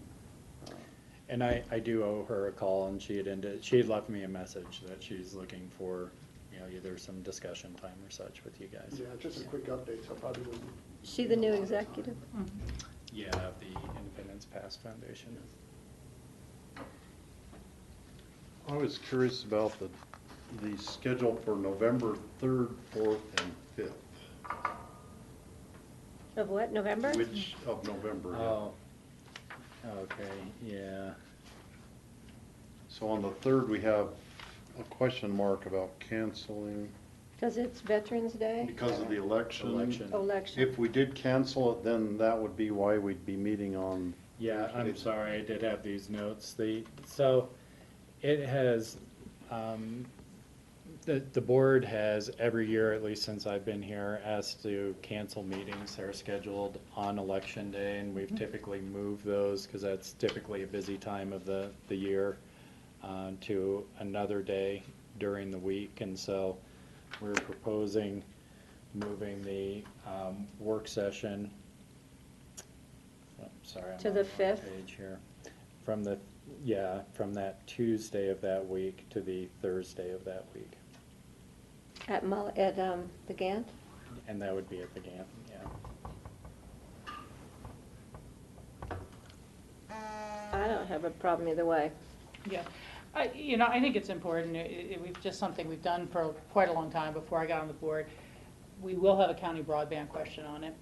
There are Mid-Valley School questions. I understand there's going to be an Aspen Valley Hospital question, and, some people choose to work on those issues and some don't, but I see no reason to break with tradition, and I'd rather take that day off and work on it, same as next year. Mhm. Yeah, I just wanted, since we had all three on there, I just Thank you wanted for to bringing that up. clarify that. So it sounds like we do want to move from the Tuesday To the Thursday. That's okay with everybody else. Steve, Yeah. I got a call this morning from, and Rachel, you guys, I don't know if anybody else got a call from the U.S. Department of Interior about the sage grouse, about it being, not being listed on the endangered I've read the species. news, but I didn't get a Yeah, call. she called me, Nice. and I think it was Jessica Kershaw. She's the new person who's working in this region. She's probably going to be contacting you at some point to get agenda time on a work session to come introduce herself. And so she's with, it was with the, about the Historic Conservation Campaign about the greater sage-grouse. Do we have sage-grouse in Pickett County? You know, Michael, I don't know if we have range. I would assume actually that we probably do, but I don't know. I think we do. So I'll have to find out. You call Jonathan Lowski. Do you know? I mean, I've never seen a sage grouse here before, but well, there's I would definitely think- grouse. I don't know if there's sage grouse Yeah. or, but yeah, there's. there's the spruce, those spruce grouse. We have a lot of them, but Yeah, I think it is the Gunnison sage grouse in particular that. And the was greater struggling. sage grouse. The greater sage grouse. Yeah, you know, this is a really kind of momentous decision, and it's been not list something, it? yeah, to not list it. The governor has John Swarthout, who has been working this issue for a year and a half or more, trying to bring the types of measures that the EPA would consider, Department of Interior would consider to be actionable and enforceable, and that it wasn't just a lot of, talk. But there have been just tremendous efforts by the Hickenlooper administration and others, counties and people, to really put good management plans in place. And so you never know what the future holds, but this is, let me just say, for the great many conservatives in the community, they never thought they would not get listed. And there has been a lot of work in cooperative ways to make sure this species is healthy and preserved in Colorado. So what you're saying is that they're looking at better ways to actually protect the species rather than just listing it as endangered. Yeah. And wasn't Garfield County really making a huge Oh, effort with that? Garfield, Down at Mesa, this Ouray, Gunnison. Rather, let's keep it local and let us manage it with best practice. and Yeah. it's really been a collaborative effort between the ranchers and the gas drillers and the state government. Little bit of everybody. A lot of different groups participating. Does the sage grouse know about No, they're the last to know. it? Yeah. They'll get a memo Still somewhere. getting memos. By the way, you're not protected anymore. Can we go back to future agendas for a second? Sure. November, and maybe even December, are we switching our regular BOCC meetings from the second and fourth Wednesday to the first and third Wednesday? Because of the holidays? Yeah, Yeah, that was on our overall calendar again, but we'll try and make a note of that for folks. I know that's confusing. yeah, so just for those 2 Due to months, the November holidays. and December? Yeah. Okay. So can I add on, so will we still have a work session on the 24th, the 2 days, the day before, of November? That's like the Tuesday before Thanksgiving. We usually Well- do, or do we? Right now, it's very light. I think we don't have anything on it. that- It's very light. Yeah, and typically we have had the meeting. Sometimes we've been light on attendance because commissioners. Yeah, 'cause have I may other even have to obligations. So help when I see my mom. as we get closer, we typically keep that light so it's easy to move around if necessary.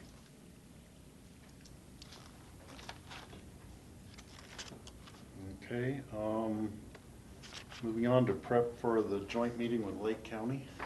Yeah, so we have our joint meeting with Lake County coming up. We typically set time aside to, identify issues that the board would like to have on an agenda as we get together, make sure we have time to prep anything. So this is really time that's set aside for the board to talk about what items you might like to visit with Lake County about. I know from a staff perspective, there's probably a couple of items that would be appropriate. We did float a couple of legislative items, CCI legislative items, I think, as we're meeting with our neighboring counties, talking about our positions on those and taking the opportunity to answer questions or have a discussion about those positions is probably good. So you're talking specifically like gas tax? Yeah, the food ones that we service, or submitted, like so we know. the fees for environmental health, the increase proposal to put a ballot question to increase the gas taxes, and What was the, I know, I'm trying to think of what are we going to talk about? what's our third one? Why am I missing that? I don't know, I'm sitting here going, I know it was The ballot question. That's so embarrassing. I just It's, went through it all we on spent so Friday, much time too. writing about those and talking about I them. can't remember. We do have them in our electronic memory, so we can pull those up. I think if we look at what we talked about last year, that could be a starting point for, Yeah. see if there's any follow-up on stuff from Can last year. I throw out one? Having just spent time driving between Leadville and Buena Vista, and Rachel, I thought about you a lot because there's, especially between, it's actually, we're into Chaffee County, but Buy and Dries is huge over there. There are for sale signs all along the highway, senior water rights, senior, for properties for sale, acreage for sale with senior water rights. And I don't know if that happened along the stretch between the 82 turnoff to go to Leadville. I didn't, Oh, yeah, they just don't have the signs up anymore. It's because they already been bought. Okay, so Yeah. I didn't, maybe that's something that we don't need to talk about with Lake County. They are Most of pretty it's aware. in Chaffee. Yeah. We don't need to talk about that. Yeah, I think that's a great idea to talk about the CCI issues we brought forward. And from the conversation on Friday down at CCI last week, there is rumors in the background that some of the large construction consortium, highway builders, road builders, are themselves getting ready to take a gasoline tax increase to the legislature as well to see if they can get something on the ballot. And so there seems to be some interesting movement there. And then CCI is setting up the December meeting, the annual conference, to have a large segment dedicated to transportation and discussion of shortfalls and revenues and sources. And, of course, you get right back into all the reasons why we haven't done anything yet, like why I think there really should be a tax on tires, because everybody has to buy tires, and we should just fund it that way, or other methods and interest. But we were, it has moved forward to continue as an opportunity to take a look at things like that. So that's the update on that. I remember one issue that happened to Leadville was they lost their hospital or were going to lose it. They stayed open. And I don't know, I'd like an update on that. Yeah. Yeah, that would be interesting to hear what they're doing. Yeah, I think we actually only had two, Did we only have the two? Yeah, I thought we Okay, did. good. For some reason, I Yeah, thought we no, had three. I'm pretty sure, that's why I couldn't remember something we didn't do. The other thing we could update on a little bit is, or just have a brief mention of, now that the state water plan has been submitted and we're all going to see the results in December when the final version is given to the governor, that we would like to have continued conversations whenever there's new IPPs, identified plans and projects that start in Lake County and come over our ways, and how to perhaps improve our communication on water issues, because they might hear a little sooner than we hear what's going on. We could ask if they've had different experiences with truckers on the pass than we've had this summer, maybe get a little update from our sheriff's office of what they've seen. Has it made a difference keeping the oversized trucks off? And then I know they continue to improve their airport, and I don't know if they have any questions or interests about where our airport efforts are going.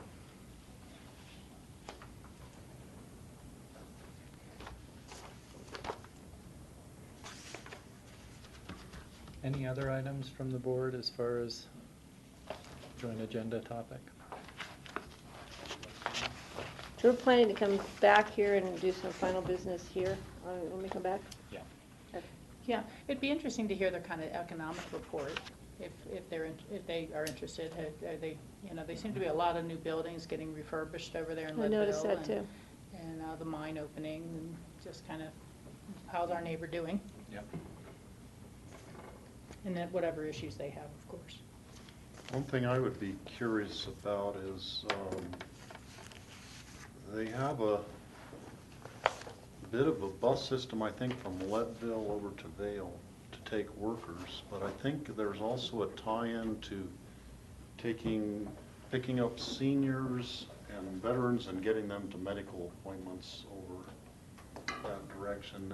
That they might have that tie-in, I'm not sure.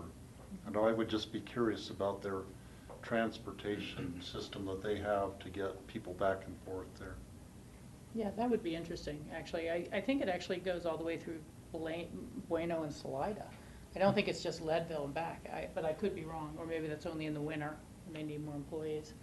But it would be interested because CDOT is now talking about some initiative to see what they can do to connect existing bus lines across the state. Also, I'd be curious about the molybdenum mine because the Henderson mine's going to be closing down in about 10 years or so. And I'm just curious about the, the status of the Climax mine. It's been gearing up for a couple of years. Huge thing for Lake County. And they have a huge water reclamation, but it's actually in Summit. It's funny, the operations of the plant on one side and the remediation site, the dumping sites in Summit County. It's downhill. No, it's downhill. Water flows downhill. And they're actually mining something off of there. Some residue that's coming up off the old water drainage connection Yeah, system. I don't know enough Yeah. about that one. Okay, that's plenty to talk about. Yeah, that may be too much, Yeah. we'll see. Let's see what they're interested in Yeah. and what parts could be Memos, memos. we can streamline if they need be. So we So finished? that's all I've got on that. So Steve, I don't know if you want to move on to the break, and I'll Well, try we and could get do hold of the staff. break and then come back in. Because we are See, now, all of this, aside from our open discussion, we have people who need to be coming in for. Rachel? Okay. Weren't we going to be adding an executive session at the end of the agenda? Yeah, so we do have, we did post, we had missed posting an executive session that was requested, I think in preparation for a regular meeting tomorrow, so we did have that posted for the end of the meeting today, so. In that case, I'd rather see what we could do to push on and clear up time at the end of the day and take our break at 3 and maybe go to open discussion now or something like that. Yeah, we could, I was thinking the same thing. Let's do open discussion and, now, and then that'll give us a little more time there at the end. So I've got If a we lot of have any people open coming in. discussion items, that Open is. discussion. Yeah, the only item I had, I guess I could have covered under future agendas, but just to let you guys know, we had talked about whether we were going to meet with Basalt or an Eagle together. And right now, staff's recommendation, because we have the kayak park issue in particular coming up, and Basalt's going to be hearing that on the 29th, and our thought it might be good to try and schedule a joint meeting with Basalt to discuss that, and then we can have a follow-up meeting with all three bodies. I just think there's going to be more potential issues to discuss than just the kayak park, but the kayak park will probably, I suspect, be a discussion all by itself with Basalt. So we'll try and, if you're okay with that, that's not quite how we left it last time, but as we Yeah, were talking I'm okay through with it, that seemed to make more sense. We'll try and get something set up with Basalt. And outside of these updates from everyone else, that's about all I had for open discussion for you. Can I ask a question? No. So when we have this meeting with Basalt and talk about the kayak park, what do we say about the kayak park? Well, I think we should probably get John and Lisa, who've been more involved in the discussions with the town and the community. I think the board, has expressed a desire and a willingness to collaborate on a future planning effort around, what's happening on the amenities outside the river that would be associated. Right now, we're focused on the work in the river, but the discussion is really around what's happening outside the river with Basalt, and so we'll need to prep for that, and I think we need Lisa and John here to have that discussion. Well, and then I think what I presented to the town council based on our conversation was that we were interested in participating with them in terms of developing a public process, an outreach process. And so that would be an opportunity to have that discussion, how that would go forward. And also to have perhaps the consultant who gave us a presentation a couple of years ago on what a kayak park potential, what it may look like, as sort of as a starting point for that discussion as well. Because John actually has done a very good presentation to the town at the first reading in terms of what and why and how and when of the kayak park, and they answered a lot of those questions. So for me, it was more of a question of how do we work with the town in terms of public process and what all these outer stream amenities, what they may look like and potential and funding opportunities and things like that. And that is the part that I think you guys may want to go into any future discussions a little bit more prepared on, is that last part, because I think where we're getting stuck is what is our willingness and ability to partner on those out of stream improvements. You know, we don't know what they're going to be exactly until we go through the planning process, but I think if I were sitting in, you know, Basalt's seat, I would be asking, well, what does this really mean? And I get that this is the county's priority. Help us understand, you know, where it fits in our priorities and how we're going to partner on this going forward. Rachel? Steve, you know, thank you. The other thing that I think would be important would be to discuss the history a little more of even literally passing the Healthy River Fund, beginning to pursue the RISD, and we've had numerous conversations with the town of Basalt during that time period, but we've had a lot of turnover in the actual board in Basalt. And so I think it just a brief little bit of a refresher should be part of this, because it's not as if this came out of left field in August of this year. It is something that, and which I've seen a few letters and comments that seem to, you know, imply that. It's something that we worked on fully with the town of Basalt to receive the RISD, you know, quite a while ago before we actually received it. So that's the one thing I'd like to add to the presentation. Okay. I have two other small open item discussion items. The first is that while I really hope we don't see it, I want to make sure that we have some level of contingency planning in place in case there is a government shutdown. What will happen in Maroon Bells, our Forest Service lands. You know, more and more of the Washington insiders are saying there's really not going to be a way to avert it, and there's no real planning to avert it. So the deadline's getting pretty close, today being September 22nd to that. So I want to make sure with Sheriff, you know, our Forest Service, we have some plans, some communication levels in place. Certainly we hope that's not what happens. The second would just be to update the board a little bit about the CCI discussion. I really won't be here on the 6th, next time we have board reports, and we're having another CCI meeting before then. A number of proposals submitted by others we may be interested in. Most of the items got forwarded on to the bigger discussion on October 2nd. A few people withdrew or dropped. You know, people had comments like, let's raise the minimum wage, or let's do this, and those kind of got dropped as part of that's not a specific enough item. But particularly, we did have a longer discussion on Friday afternoon about the ongoing Public Lands Steering Committee budget. And Public Lands pays extra dues. Public land counties pay extra dues into CCI, and it has been creating the pool whereby 8 members of, quote, the traveling committee go to Washington, D.C., go to the annual meeting in July, and then have gone to the Western Interstate Region meetings. And over time, for a variety of reasons, those expenses have really risen. Cost of D.C. hotels is out of reach, and some of the Western Interstate Region conferences were selected by the larger group of 15 states to be, you know, at fairly expensive destinations.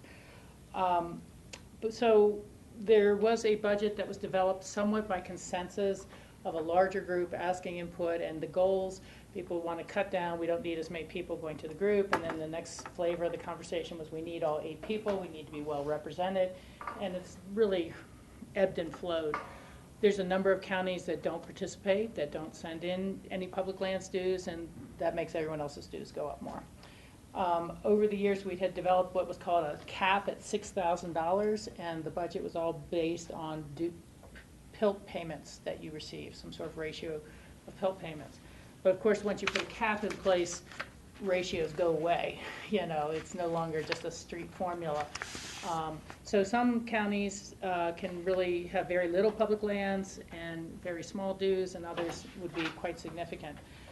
There was an effort to try to move the budget away from just being based on PILT acreage and instead to all federal land payments. So that would include secure rural schools payments, which are bigger in Saguache and Gunnison County, based on forest receipts, and also federal mineral lease dollars, which, you know, our oil and gas counties receive quite a bit more funding. And then creating a new $8,000 cap.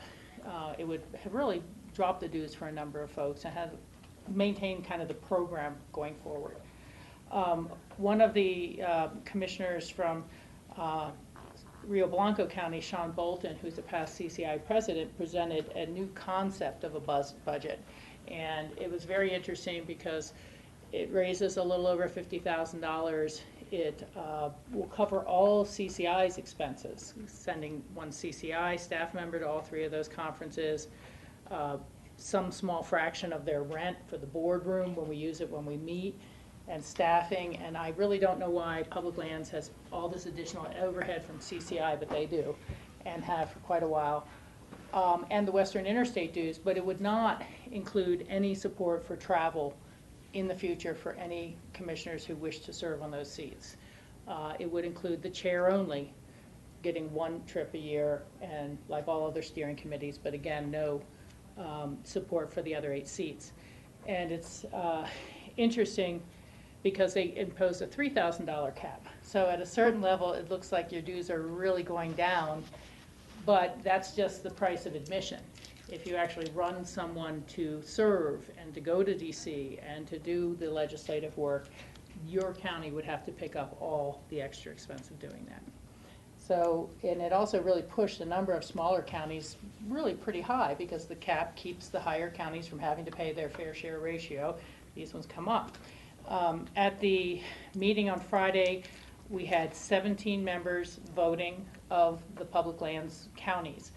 So it was not all participation of all the counties who have some by a long shot. Probably more than half didn't participate in the conversation. And the straw poll on the budget was 8 for trying to keep the traditional mission and including federal mineral land payments and secure rural school payments, and then 9 votes for the new, smaller, reduced budget that would have no travel support. You know, John, I appreciate very much, helped me look through the spreadsheets a little bit and prepare, and it's really just a mess. So, you know, you do this thing and you lose these members, you do that thing and you lose those members. Yeah, that was a professional term.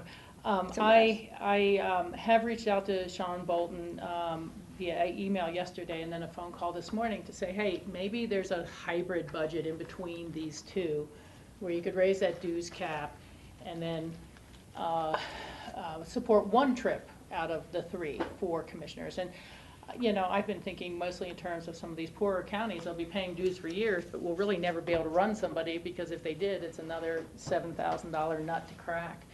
So this is, I guess, a work in progress still. We'll find out what happens.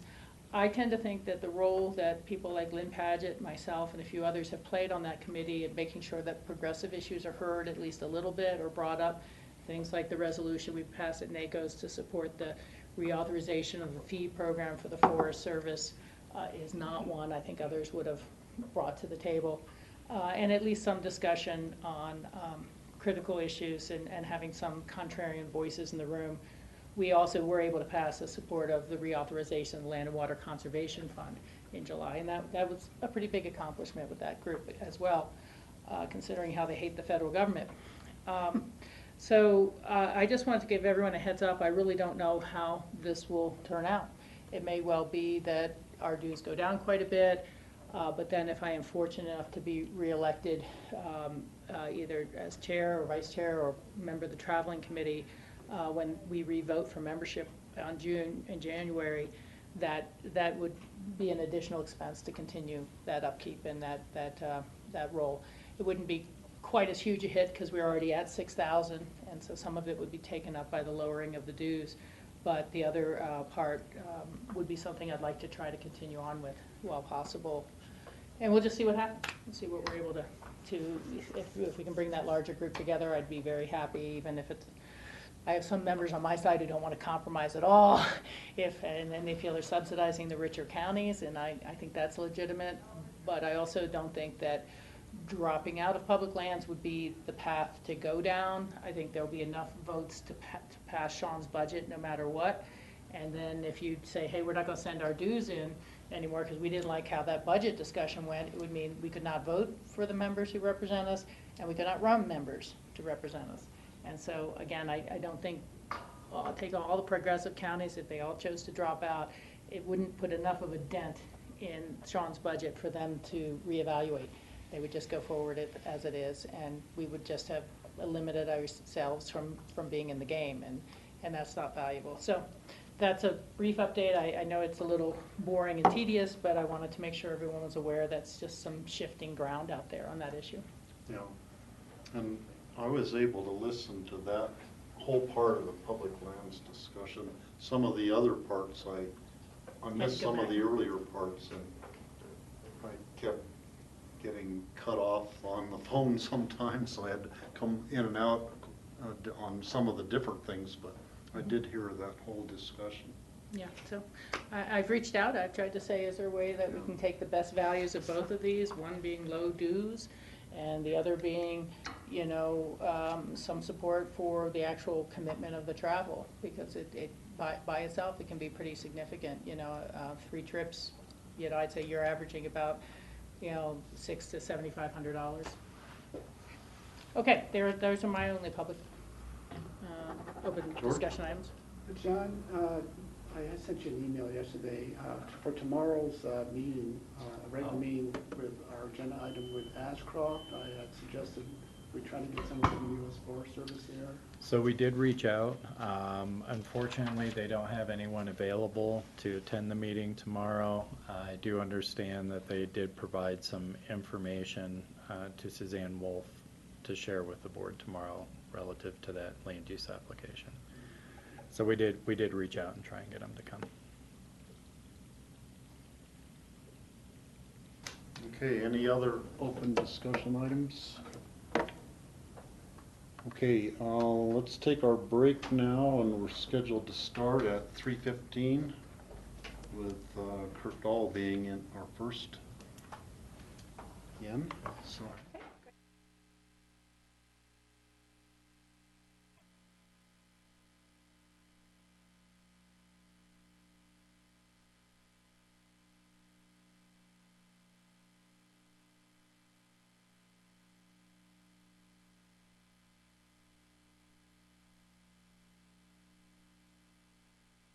Okay, the next item on our agenda is discussion about Patty's grandchild. So the public knows I'm now a grandmother. You can call me anything you want, grandmother, granny, grandma. It's pretty cool. Baby James William Clapper, born yesterday. Congratulations. Congratulations. Thank you. Next after that, we have an update on the Capitol Creek fuel spill and noise variance request. Kurt? Kurt Dahl, Environmental Health. So I wanted to give you guys a quick update on the cleanup of the fuel spill on Capitol Creek Road that happened last May. We had a tanker truck that flipped just before the Little Elk Creek subdivision, and they spilled 500 plus or minus gallons of gasoline and 20-ish gallons of diesel fuel. Fire department contained that fairly quickly. We had cleanup crews that have been working on it. They did initially find some contamination in the groundwater, drilled wells at the beginning of August, mid-August. They sampled the wells for verification that actually those samples came back negative for contamination, so there was no contamination. They resampled last week, and we do not have the results yet, but they're anticipating, again, we won't find anything, and the state will direct them to close the case, and we'll get a final report on that. The fence has been back up, the ditch has been redug, and they have revegetated it. So hopefully next week we'll have a final report, and we'll get that closed out. So, but fortunately, we also don't have contamination of groundwater. So that was the important piece that we were concerned about initially, and we think that was just from the dig, and we probably were getting some contamination as we were digging. Initially, we didn't have groundwater. About 3 weeks in, we actually determined that there was some groundwater there.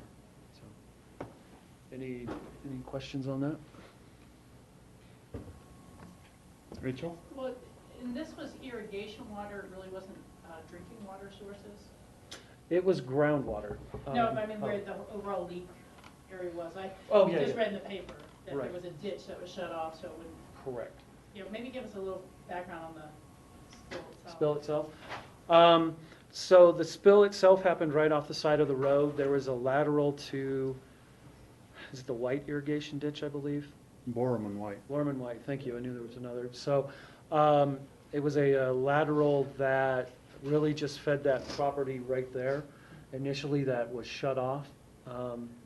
The contractor actually worked with subdivision because we shut that lateral off above Little Elk Creek subdivision, and that stayed shut off for a couple of weeks. Previously had gone under the road right above where the spill had happened, so we actually were able to redo the culvert underneath the road and rerouted it so that it was able to, Little Elk Creek subdivision was able to get the irrigation water back, but yes, it was just irrigation water, not drinking water. When the spill initially happened, we actually notified folks downstream, and then Brian Dougherty and I went door to door to that small subdivision that is right there along the Capitol Creek Road, and just knocked on doors. We actually learned from Lance that one of the houses was using the creek itself, Capitol Creek, for source water. So we just wanted to identify to those residents to make sure, and they had their water tested in their holding tank, and it came back negative as well. So that's kind of the background. Okay, thank you. The other piece that I wanted to just bring to your attention, we had a request for a noise variance. We're going to handle it administratively, but in talking with staff, we felt like you might get some questions about it, so I thought it would be good to update it. It is for the pipeline that the natural gas pipeline that has gone in along Upper River Road to Smith Hill, Aspen Valley Ranch to Smith Hill. I have with me Jeff with the project manager from Source Gas, and David with Black Eagle Contract. He's the local contractor, in case you guys have some technical questions.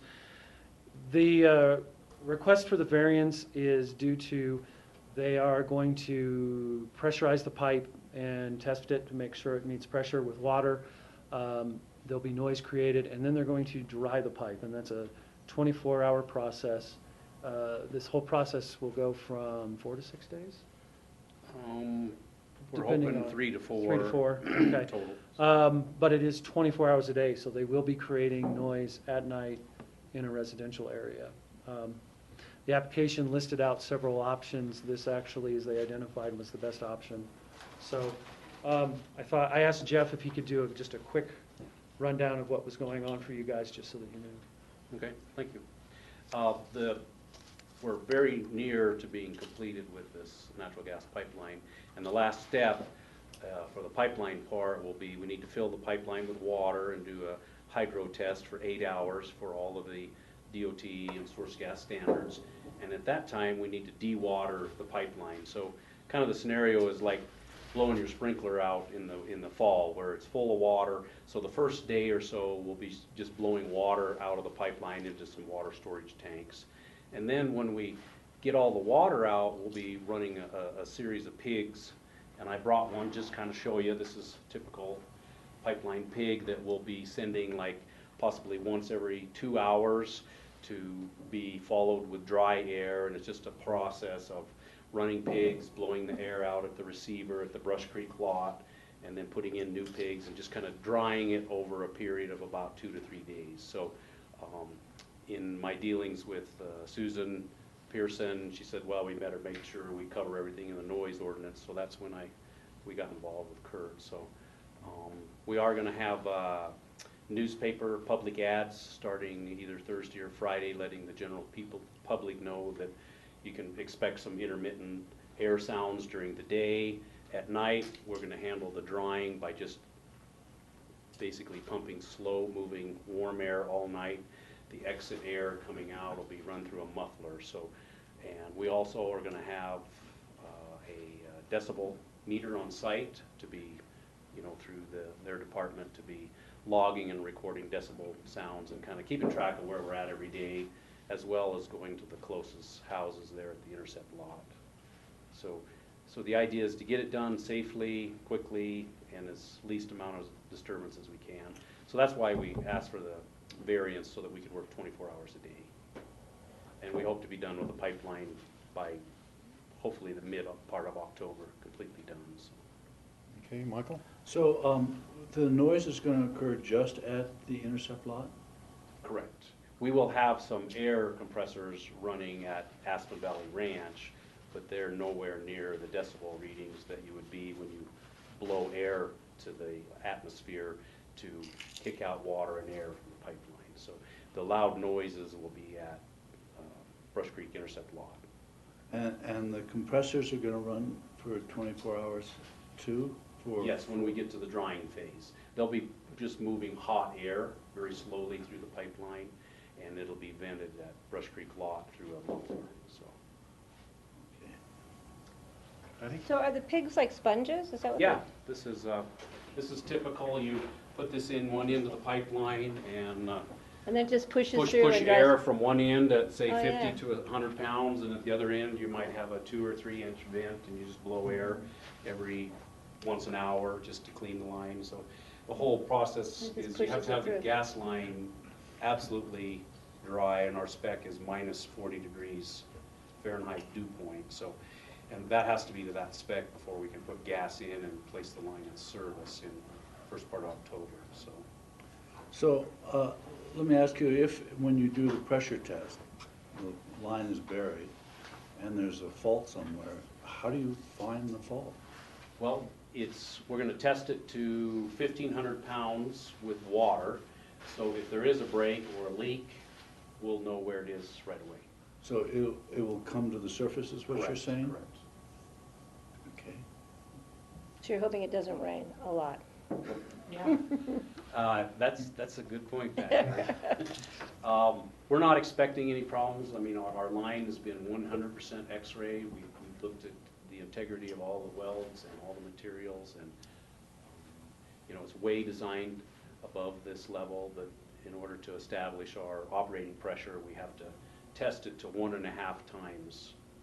So our pipeline's designed to handle 1,000 pounds, so we're testing it to 1,500 pounds. And then this is a means to clean the line, get all the water out. Kurt? And George? just to clarify one of the things really quick, the water that they're using gets captured and held in holding tanks, and there's a state health department protocol that they have to run through for testing before that actually gets disposed of. So it will sit in the holding tanks until they get clearance on that. Yeah, we have a state permit, and it goes through all of the requirements for our environmental company, HRL and Grand Junction.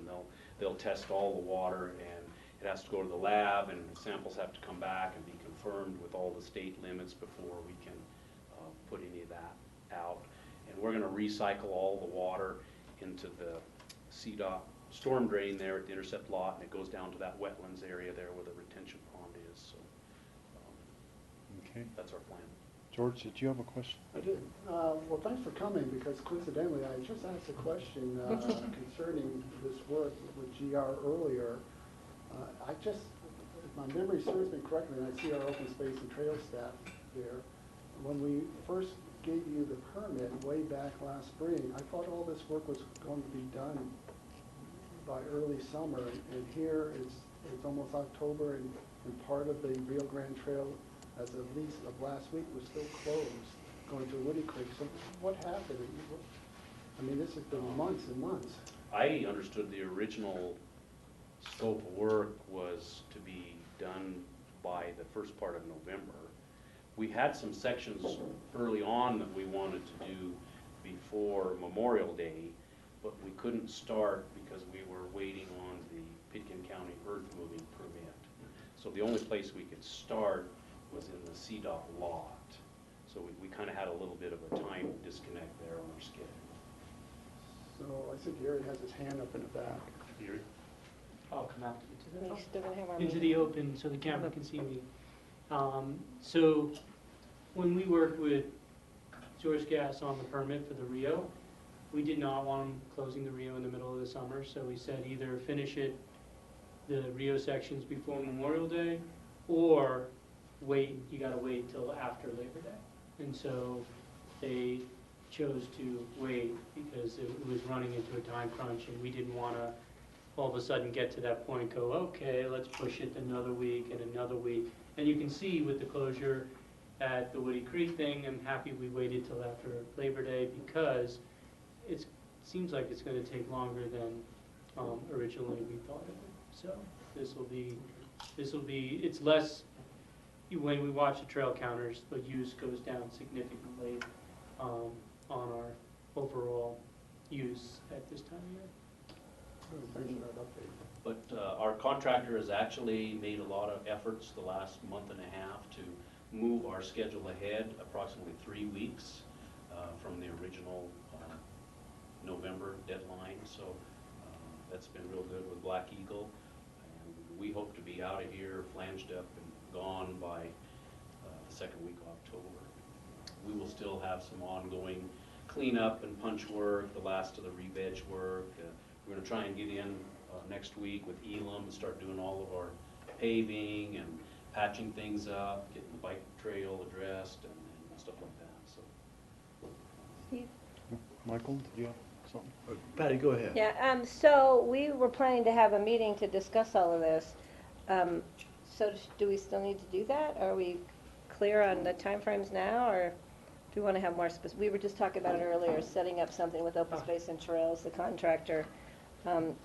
I just don't know. I just thought it would be nice for John here to know if we need to plan it. It's up to you guys. George, are you? No, I'm fine. I just, Okay. Well, to just give you an update on the Aspen Mass Trail also, that trail is closed right now, and they're finishing the last connection and so hopefully in the next week or two, that trail will be reopened too. Yeah, so just to give you the new trail and. That answers my question. Yeah. So there are a number of, describing them as containers at the Intercept parking lot. Yes. Are those connected with your? yeah, those are our water tanks that we'll be bringing in potable water. We brought all the water in last week, right, David? Right. And we hope either by Friday or Monday the 28th, when our pipeline is completely welded out, we'll start to fill the pipeline with potable water and then go through our steps in doing the hydrostatic test. And then hopefully by the end of next week, we're done with the drying operation. Okay, and those are facing the highway. Were those permitted? Do you have to have a permit for those?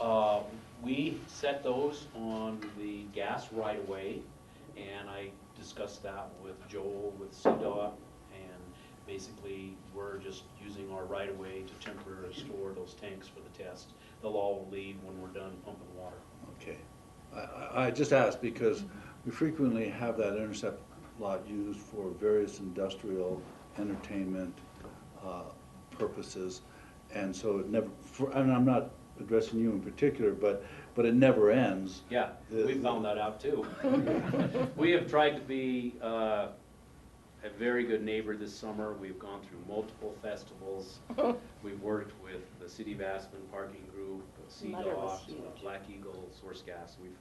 We've really shuffled a lot of stuff to be a good neighbor. So Right. It's worked out well. Right. At one point, that was completely revegetated, That area. that area. So I don't know. I think that's a discussion amongst ourselves. How do we actually deal with this, and how much do we tolerate of this, and what's our vision for that area? Lot? And that has become the de facto entrance to Aspen. And is that where we want industrial uses temporarily stored? I don't know. And once you're over, it's Yeah, fine. we have a re-veg plan for the whole CDOT Right, block. everybody does, but if you always re-veg on a 2-year basis, I'm not sure that revegetation is the answer, but I'm not criticizing That's Source a Gas. discussion. I'm just saying you're one of a many people who've necessarily apparently taken over the lot. So it's just something we have to talk about. It's very challenging to do any kind of utility work in this part of Aiken Right. We were thankful that we could work with CDOT and the city of Aspen on that. Right. Rachel? There was a question raised earlier as well when we were discussing our roads and bridge in this area, and I think George may have been the one who first voiced it about, and I think it'd be solved by asking Gary and Open Space and Trails to look at the trail afterwards to see has it been reconstructed in areas where you had to go underneath it up to their standards, and so we could get a report back about that. But just didn't want it to end up like some of the city streets that are one patch leading to another and very uneven No, surface. we want to work with Gary and make sure everything is fine before we leave. And they're required by their permit to fully 100% repave all the way from the bridge. And they're actually, that was part of the deal, was they're gonna go much further than they originally had to fix some of the old patching on the trail. So we're gonna watch to make sure that it gets done. They've committed to it, and so they won't get a final okay until they do that. Okay, great, appreciate it. Let me ask you, Gary, the intersection or the previous intersection between the new trail that they constructed and the old trail was pretty much a right angle at the terminus near the bridge, right? Yeah. Was that planned that way? Because you're coming down the hill, you're not quite down the hill, and then you have a right angle turn. So it just seemed like a sketchy kind of design. On the, you're talking about the Rio? From the intercept lot, the new trail from the intercept lot that heads down to Smith Hill Bridge. Oh, okay. The bottom of it intersects with the old Smith Hill, but pretty much at a right angle. But if you're traveling downhill on that, it's smoking brakes time and oh my God time. So, Well, we can look at that when we go to repave. It's a really difficult spot because you have the driveway. right, Smith Hill's on a curve. right. It's And a we have really no- complicated We're spot. trying, I mean, the problem is too, we have the old bridge. So I think we could, we have to clean that whole area up. Right. And that whole area has to be repaved. Maybe if it's all asphalt to the road and the road is exactly asphalt, you won't notice because it's one big asphalt sheet. Right, well, Now whatever got you, Jeff. whatever Yeah, you you think got is. Jeff and the contractor to listen to it. I'm just saying that it's an I will intersection, agree. and if you're coming downhill, you better have good brakes. There's not a lot of options. I know one thing that I have been talking with Matt, with the city, is to really make that a good transition there. Some sort of transition. And also, we went with open space and the city and designing the trail as this continuous cut off the top to give it a much better grade, so. Yeah, the entire trail is far superior than what we had before. Just either the beginning, it's really the terminus. I would agree with Gary, it's a very difficult spot to make it into anything else. Right. No, but I think we could, when that happens, we need to look at how that apron is created so it's not narrow. So if you come in, you have some room to move, and I think we need to put some better warning signage on the way down. Yeah, like a lot of woe buddies.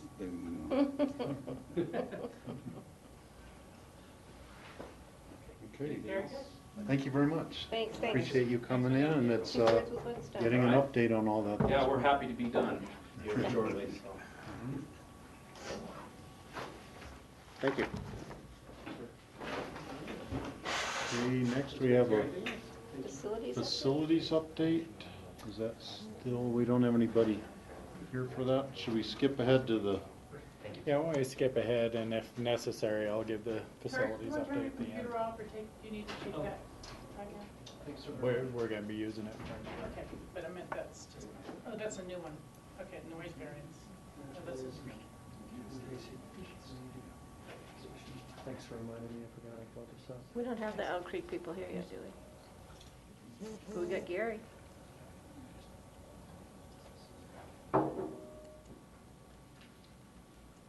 We could do herons. We can do the herons. So let's go ahead and do the North Star heron camera monitoring. Gary's here. Yes.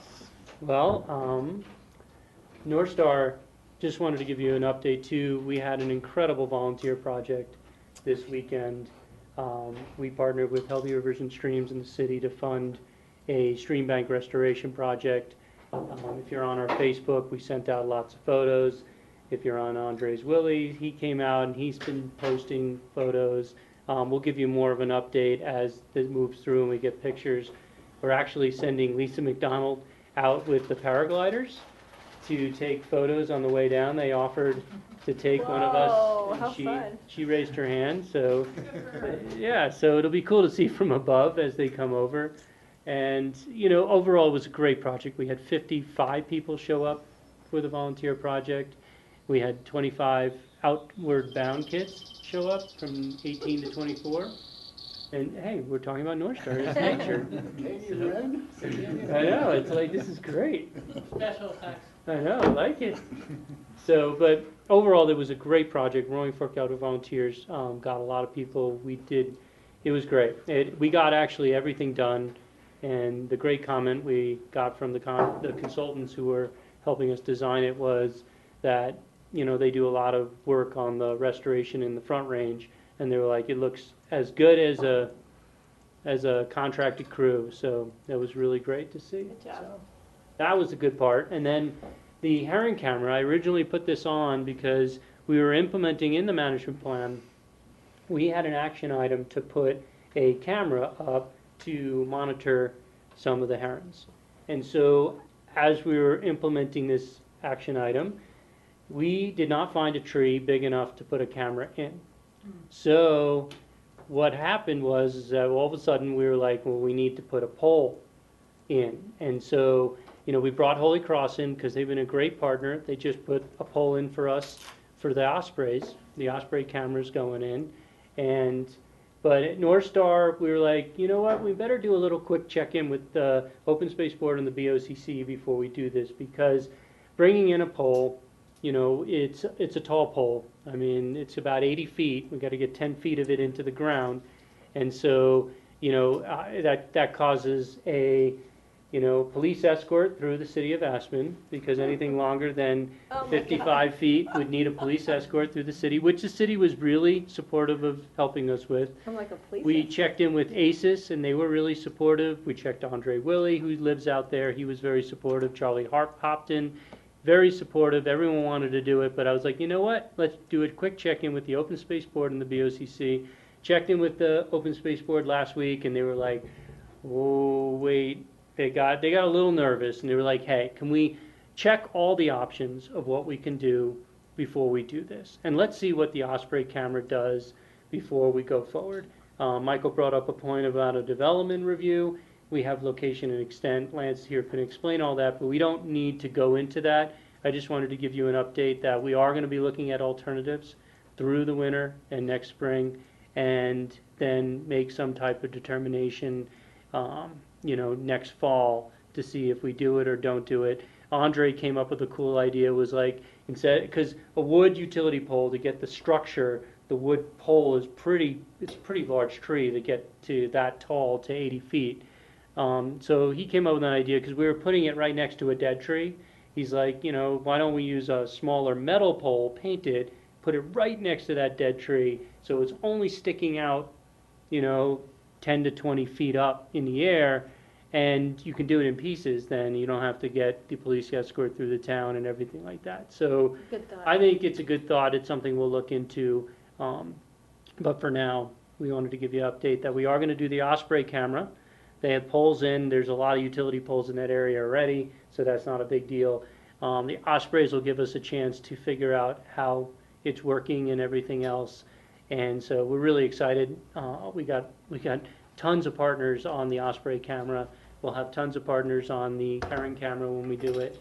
So that's just the update on North Star. The Osprey's in Emma? Is that the Emma?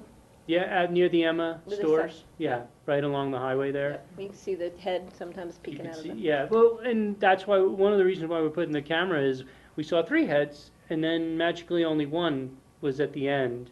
So what happened to the other 2? It'll be really cool to see. I hope it's not carnage, because then, you know, all of a sudden all the traffic to our website that we want will actually slow down our website.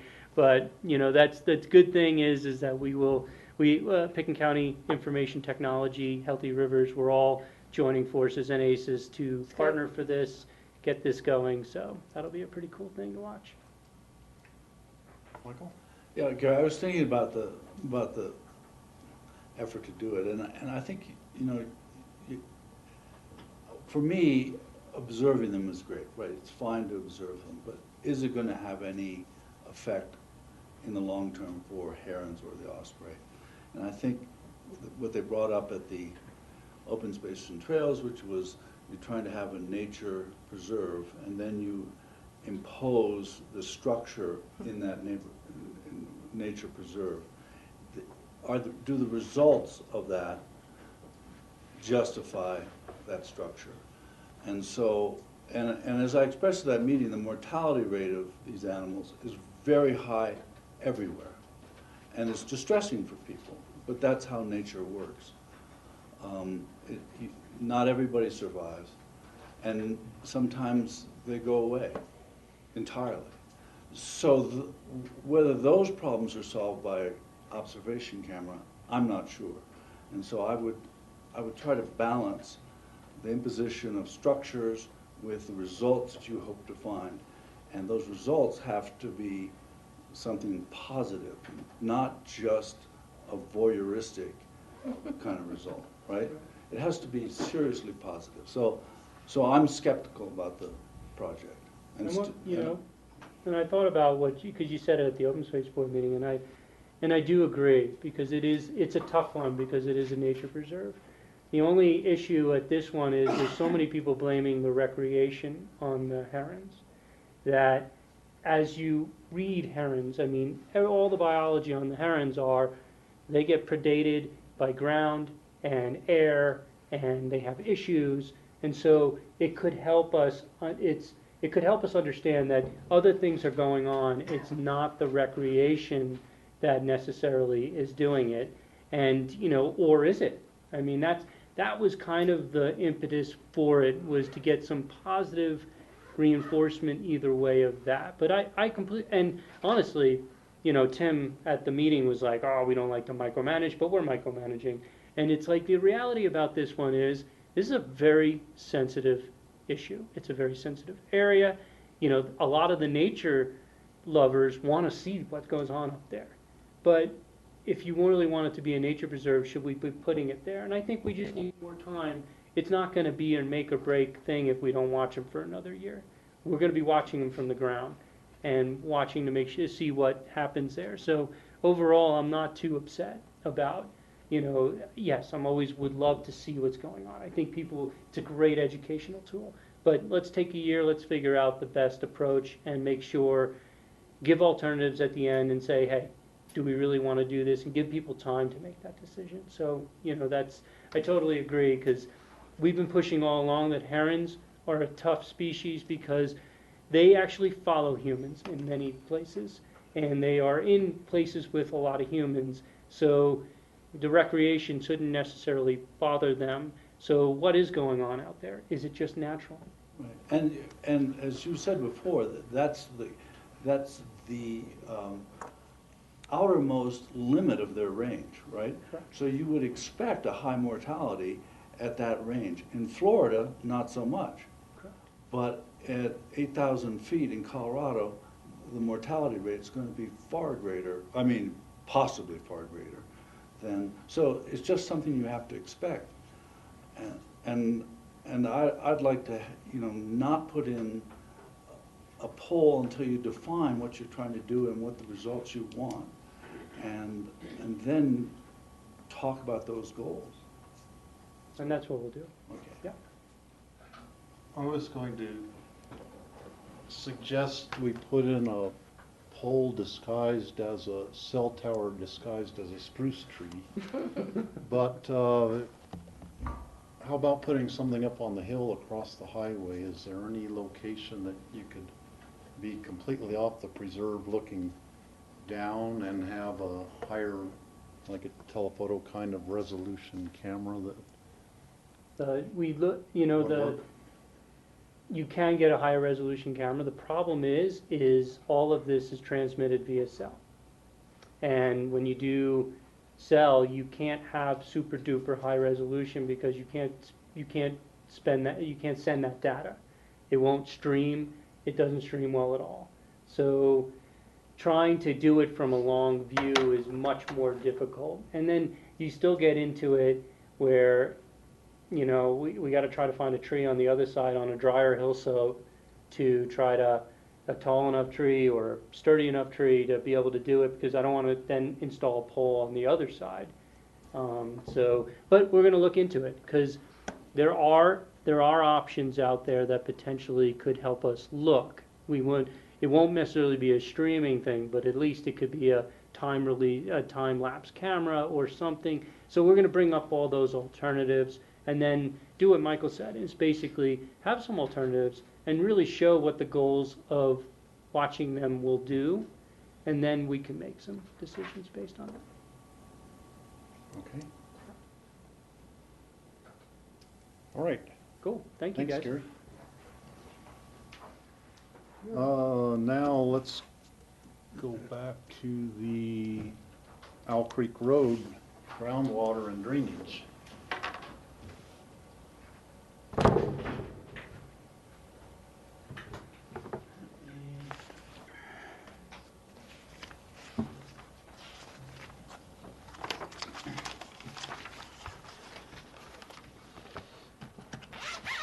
Thank you, Steve. Again, I am G.R. Fielding, the county engineer, and for this item, I am joined by Chris Brody, the Pink County project engineer. This issue that we're going to talk about has been fairly dynamic the last few weeks for us. In fact, we worked a lot on it since we even wrote this AIS, and a couple of the things that I wrote down in the AIS are no longer exactly the numbers and the things that we're still thinking, but the general idea is the same. The map that we have up here is trying to get you basically in the vicinity of where we're talking about. We're 1.7 miles up Owl Creek Road from State Highway 82. And so where we have water pumping is in this location here. Now, what do you mean by water pumping? Could you clarify that? Yes. Water pumping usually happens when you have saturated soils and your groundwater level gets to the surface, and it's the same. And so when you can think about it, and golfers call it winter rules. If you're standing someplace and water comes up around your feet, that's what we would call pumping. In this location, in fact, if you drive down Owl Creek Road, there's two places, and we'll have some pictures to show you, where the groundwater literally comes up and through the asphalt roadway. That's how saturated that groundwater is through there. The ground is through there. The airport's runway is in the upper right-hand corner here. This is the AOC right here for context. And so where we're talking about is right up in this area. We're in an area that's sandwiched in between Owl Creek Ranch on the north and west side of this map, and East Owl Creek is down in here. Thistle Lane is this road right here, which is also another good landmark to understand where we're talking. Up until this year, this issue seemed fairly intermittent. We'd see water on our really only during the wettest times in this area, and sometimes it'd really just pump up through the ditch. We have a asphalt line ditch there. This last summer and this winter, we saw the issue more prominently. In fact, this last winter, I remember making several site visits during February and making phone calls to our road and bridge staff to go out and sand this area, because we'd have these really unseasonably warm days, get into the 60s here in the Upper Valley during the day, and then at night we'd still get a freeze. And this groundwater would pump up through the roadway and freeze in the travel path. The other thing that we have going on here is with all these ranches are several different irrigation ditches that are also located in this general vicinity. We have irrigation for the Owl Creek Ranch up here with one of their ditches that comes just off the map down here, and we have the Owl Creek Ranch that irrigates this field through here, and you can see on this map several of their irrigation channels as well. And lastly, we also have precipitation water that contributes to this. And Chris can talk a little bit about what we did to take a look at that. Okay, now recognizing that we have a drainage issue on Owl Creek Road, our first step in trying to determine a solution for the problem is to prepare a detailed drainage analysis at the project site. This included the delineation of the basin upstream of the project, which is what we're showing here in blue. This basin is approximately 136 acres. It's characterized by a long, narrow shape. It has relatively steep slopes due to its location in steep mountainous terrain. It also has a high elevation, which makes it susceptible to extreme snowmelt conditions. This basin, with its characteristics, will result in extreme runoff to our project. In fact, we did a hydraulic analysis, which included applying a standard procedure for developing the hydrographs, and we determined some significant discharges that approach our project. These discharges would typically warrant significant and relatively significant and well-designed drainage facilities to convey these flows through any project and a roadway such as what we have at Owl Creek Road. These facilities would include channels, inlets to intercept the flow, convey them into these channels, and also culverts to convey these flows under additional facilities such as roadways and the trails, which we have at the project site. Without these facilities in place, however, when you have drainage through areas that are flat, relatively flat, or in sump conditions, which is what we have right adjacent to our project site, you will get the formation of wetlands. These wetlands are typically very beneficial in that they create storage for the runoff. They also increase the runoff times and reduce our peak discharges. However, with these wetland locations, we also get very high water tables. These high water tables located in the topography that we have at our project site has a tendency to create groundwater flows, which are creating problems such as the sumping, and GR is going to detail those problems at our project right now. All right, so if you're traveling from Snowmass down towards Buttermilk, you've just traversed the long straightaway, you've gone past the big red barn, and you start going through that next curvy section. This doesn't really do some of the grades through here justice because we're taking the picture at the same angle as the grade, but this is an asphalt lined ditch here, and you can see the appearance of water up through our ditch through here, and that flows, and where that ends right here is where we have an inlet. And that carries the water across into this area. The second area that you can see is a little bit further down the road, and this dark area is another area where we have water pumping up through the roadway. It's been doing that again, as I said before, even in February of this past year, which is showing us that we have a groundwater issue. And it's actually started to form a little bit of algae on the roadway. In fact, pond on the road.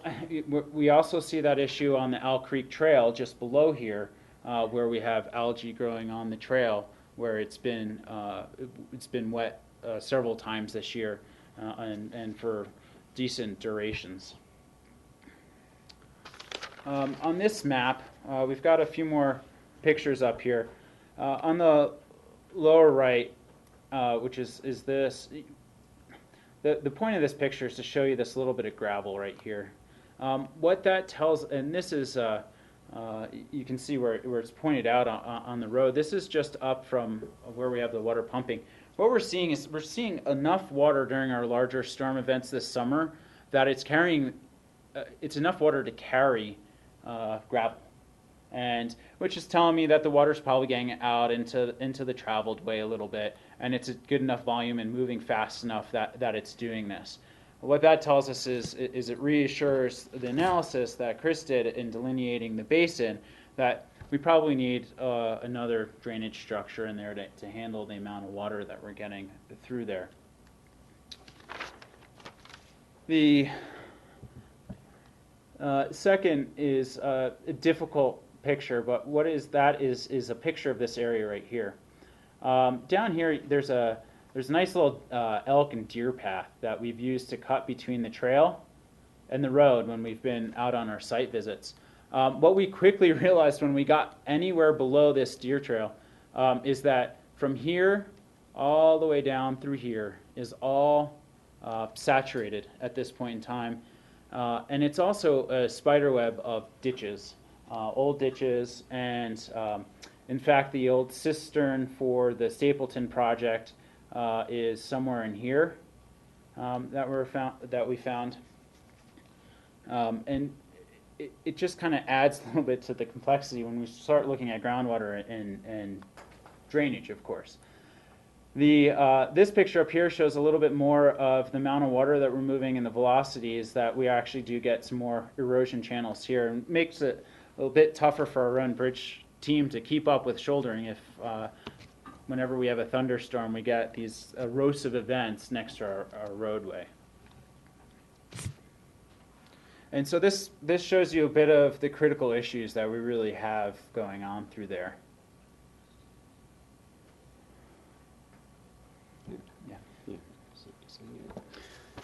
Having identified the source and location of the 3 separate flows that are conveyed into our project site, i.e. the groundwater, the surface runoff, and the irrigation flows, our solution to the problem is to merge all these flows into a safely through our project site via a well-designed channel.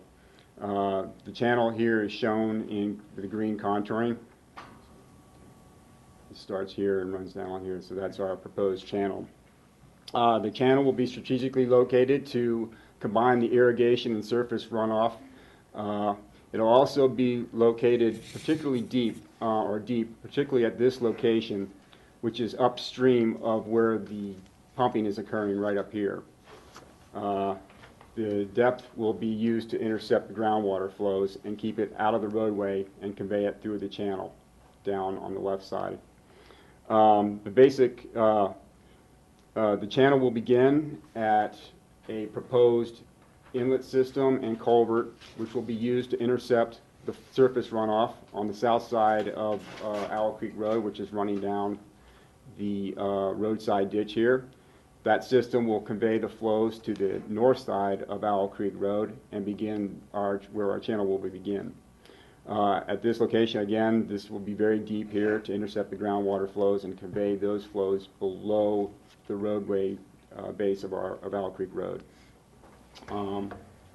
We are proposing to locate the channel outside of the existing right-of-way. The existing right-of-way is this red line here, right there. We want to follow the natural topography. There's some, it's hard to see, but there's some contouring here, which is where the channel, where the existing topography is conveying flows. We also want to locate the channel there to create a buffer approximately 20 to 30 feet wide there to retain that existing vegetation, to hide the proposed channel and retain the wooded characteristic of Owl Creek Road. As GR was pointing out, subsequent to the preparation of these displays, we did locate a cistern and spring, which is located approximately here. We are proposing to avoid all impacts to that spring. That may require us to terminate the channel right here, just in front of that spring. However, we intend to reinstate the channel just beyond the spring, downstream of that, and pick it up alongside of Owl Creek Trail.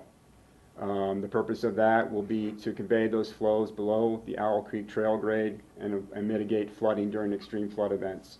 There's been several accidents along this stretch on Owl Creek Trail where that overtopping is creating a very fine film on top of the asphalt trail there, and it's even slick to even walk out, even with just a little bit of moisture just in the air.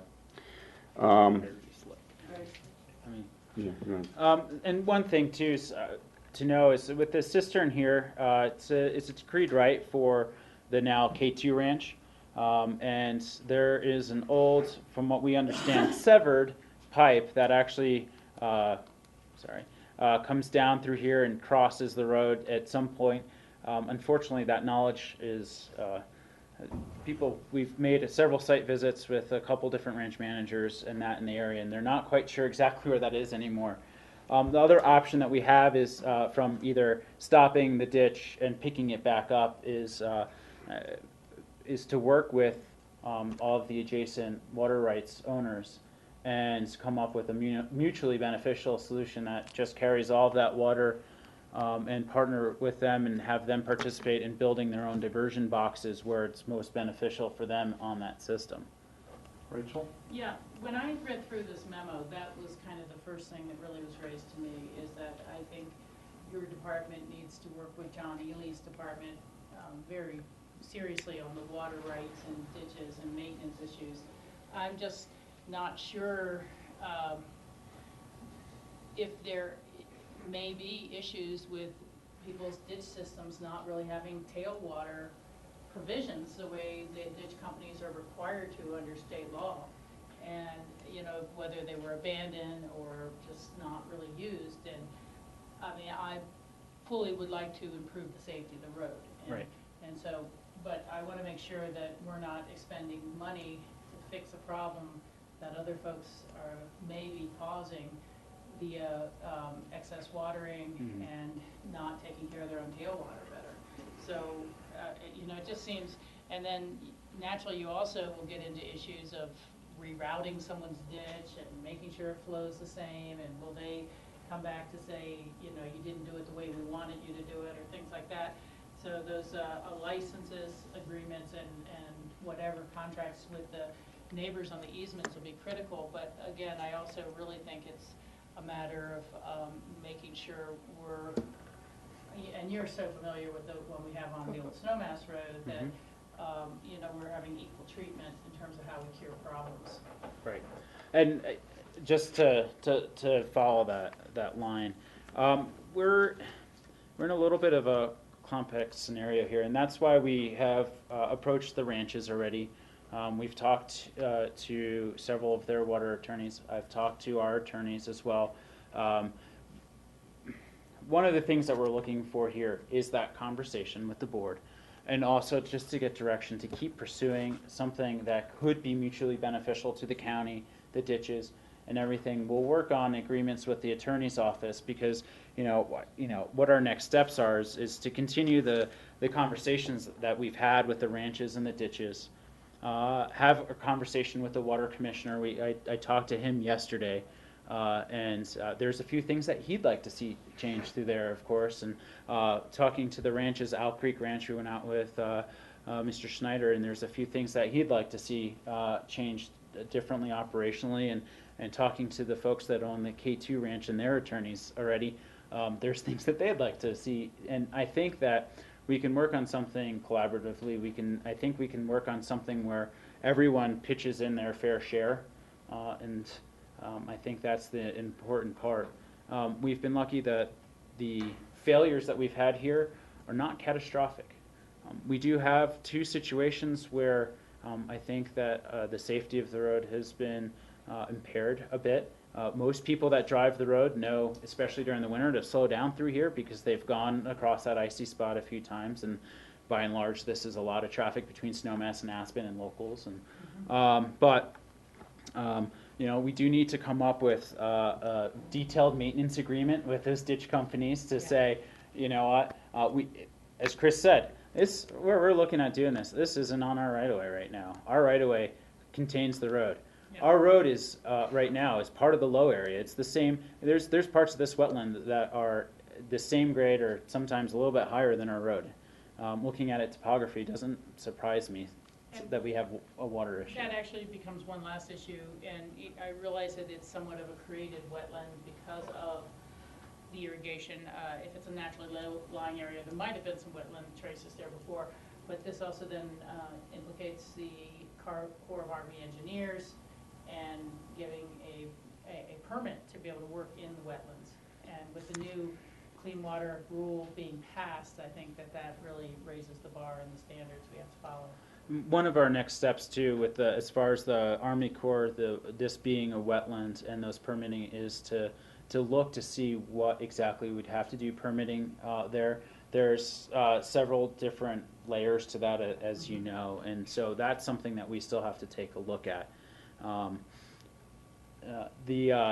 We know that part of this has been a wetland, though, for a long time, just in the fact that Sam Stapleton used to get his water from a cistern that's right here, which is only a few feet off of our roadway, and only the grades are not that different from the top of his cistern to the grade of the road. Well, I have a question. Driving this road, not as often as I used to have to drive it, but that area is wet pretty much year-round. I mean, you see it all the time. You know it's going to be there, and sometimes it's almost like there's a current going across the road. At the end of the proposed new ditch, or that where the wetland really, where you can see it from the road very clearly, where's the water, or maybe you mentioned it, where's the water going to go once it gets there? Well, is that where you're going to try and tie it into a ditch or a culvert that goes the other way, or? Well, what we'd like to do is work with Owl Creek Ranch here. They have a ditch system that returns water flow to Owl Creek already. Okay. And so there is a system of ditches there. An opportunity to tie this into. And so we have an opportunity to tie that into that system. Would that be under the Owl Creek Trail? Yeah, it would come down. Right in that. And actually, it'd probably be just further down. Yeah, there are existing ditches through here now. Actually, there's one here, and then there's a section through here, and the same thing up here. And what this would really do is concentrate those two older ditches systems into one larger one. So we wouldn't just be dumping it there and then having, because that area where you have the narrowing of your proposed is pretty, I mean, it's very obviously wetland there. I mean, it's interesting, and it even has wildlife in there. Talking to Jim Schneider, they actually would prefer to be able to route flows further upstream or up the channel to divert it into their fields. Yes. So they don't want as much water as they're getting at the termination of our channel. They would rather see a diversion or some means of collecting more irrigation flows to the kind of where you have your grade controlled structure right in here. Yes, exactly. Right in this area here and diverting it in there. Yes, they have one there, but they like to see more coming into that location. Yeah, one of the cool things in doing some of the research for this project is going through all of our old GIS aerial images, and then also going through all the aerial images that Google Earth has. One thing that we could see, and it was confirmed by Jim Schneider, was there's years that they can hay parts of that field, and there's other years where there's more groundwater that they can't because it's swampy. It's swampy. So, and you can see the difference in different years of imagery from through that section. Michael? Yeah, I have some experience with this area, having worked on houses in the area, and the houses are on piers with grade beams, and they're on piers on grade beams because of the underlying soil, and underneath those houses, water flows. Wow. And that's I spent years dealing with the problem of, oh my God, we've got water in our house. How do I get it out of here? Where do we put it? And it was just up from here on Clooney Road, which is essentially the same basin. So and just have been out there, it's really a sort of it's underlying shale with a little bit of topsoil on top. And the basin goes way, way, way up. And so it's collecting water up there, and there's no place for the water to go except between the interface of that topsoil and the shale. The shale's not permeable. And so you get enormous amounts of water coming down there. And above there, up above there, are house after house after house. And each one of those houses takes the water out of their basement and throws it somewhere down below them. And then that house does the same thing, and that house does the same thing. And and you can't actually fight the water. I mean, it just is going through there because you've got an inclined swamp, essentially, starting up in Snowmass. And all of Snowmass is like that. So I think the solution here is not to, I think the solution is to elevate the roadway and not do any specific drainage, just elevate the roadway with a system, a porous system underneath it, because that's essentially what all the houses do. And if, once you start getting into making channels and putting it somewhere, you're doing the same thing that every one of those houses above there has done, which is, I don't want it in my house, I'm just gonna throw it out here. And then the next person gets it. And that happened on this house I was working at. We were almost there in terms of a solution until a house above us built a huge cellar and had permanent pumps essentially going 24 hours a day. So that's how much water you have there, and that wasn't even in a year like we had. So I think it's a really complex geology problem, hydrologic problem, and there's no irrigation going on above you. It's just nature's way of getting rid of the burden of snowmelt, essentially. So I agree with a lot of what you're saying, Michael, and it's been an interesting issue. I mean, honestly, if we had the perfect solution, it'd probably be to reroute Owl Creek Road, not in the lowest area of this basin, but honestly, negotiating something with the Owl Creek Ranch or the East Owl Creek Ranch at this point to reroute Owl Creek Road would probably be fairly difficult. One of the things too that maybe we didn't hit upon that we should have is right now, and what tends to happen with groundwater, and I'm sure you've had some experience with this, is if you open up a channel above where you have pumping lower than where you do that, you're essentially giving it a pressure release valve. In connecting this through with ditches that can outlet to Owl Creek, instead of just kind of tossing it off to your neighbor, we're trying to look at this a little bit more comprehensively to see if we can get that water to a creek to be conveyed. And one of the things that we'll continue to look at is to make sure that there's nothing downstream that we will necessarily negatively affect.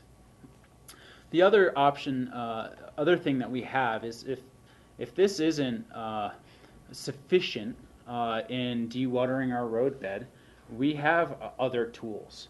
But even if we were to build this up, we're already dealing with 8-9% grades adjacent to this location. And so to build the road up, we're going to have to steepen something else up and make that a worse scenario to make this area a little bit better of a scenario. So we have a lot of these different trade-offs to look at. And so what we can always do as a phase 2 is look at raising the road up, putting in a French mat and French drains to drain to this channel. One of the things that we looked at right away with this is, and we've actually implemented a couple small French drains to try to dewater this area, it's not enough. And we don't have anywhere to put the water. The water has nowhere to go. And the existing ditches now run some water, then it disappears. And you walk 20 feet, and then there's water running again, and it's groundwater, surface water, groundwater, surface water, and it goes in between. We haven't had that many dry weeks this year, but even during those times. And so I think that without having a place for this water to go, we're not even giving an opportunity, if we did raise the road, to dewater that roadbed. Yeah, I guess in general what I'm saying, it's a huge problem. Mm-hmm. And so I personally would start with a hydrology study of actually how much water is estimated you're going to have to deal with. And because you're actually dealing with the entire side of the mountain there.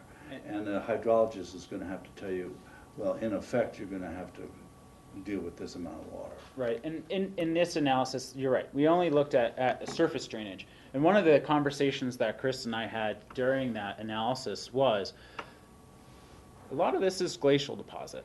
And you're on some sort of bedrock. And it would be very, very difficult to figure out what your groundwater basin is in any of these mountain corridors as opposed to just your drainage.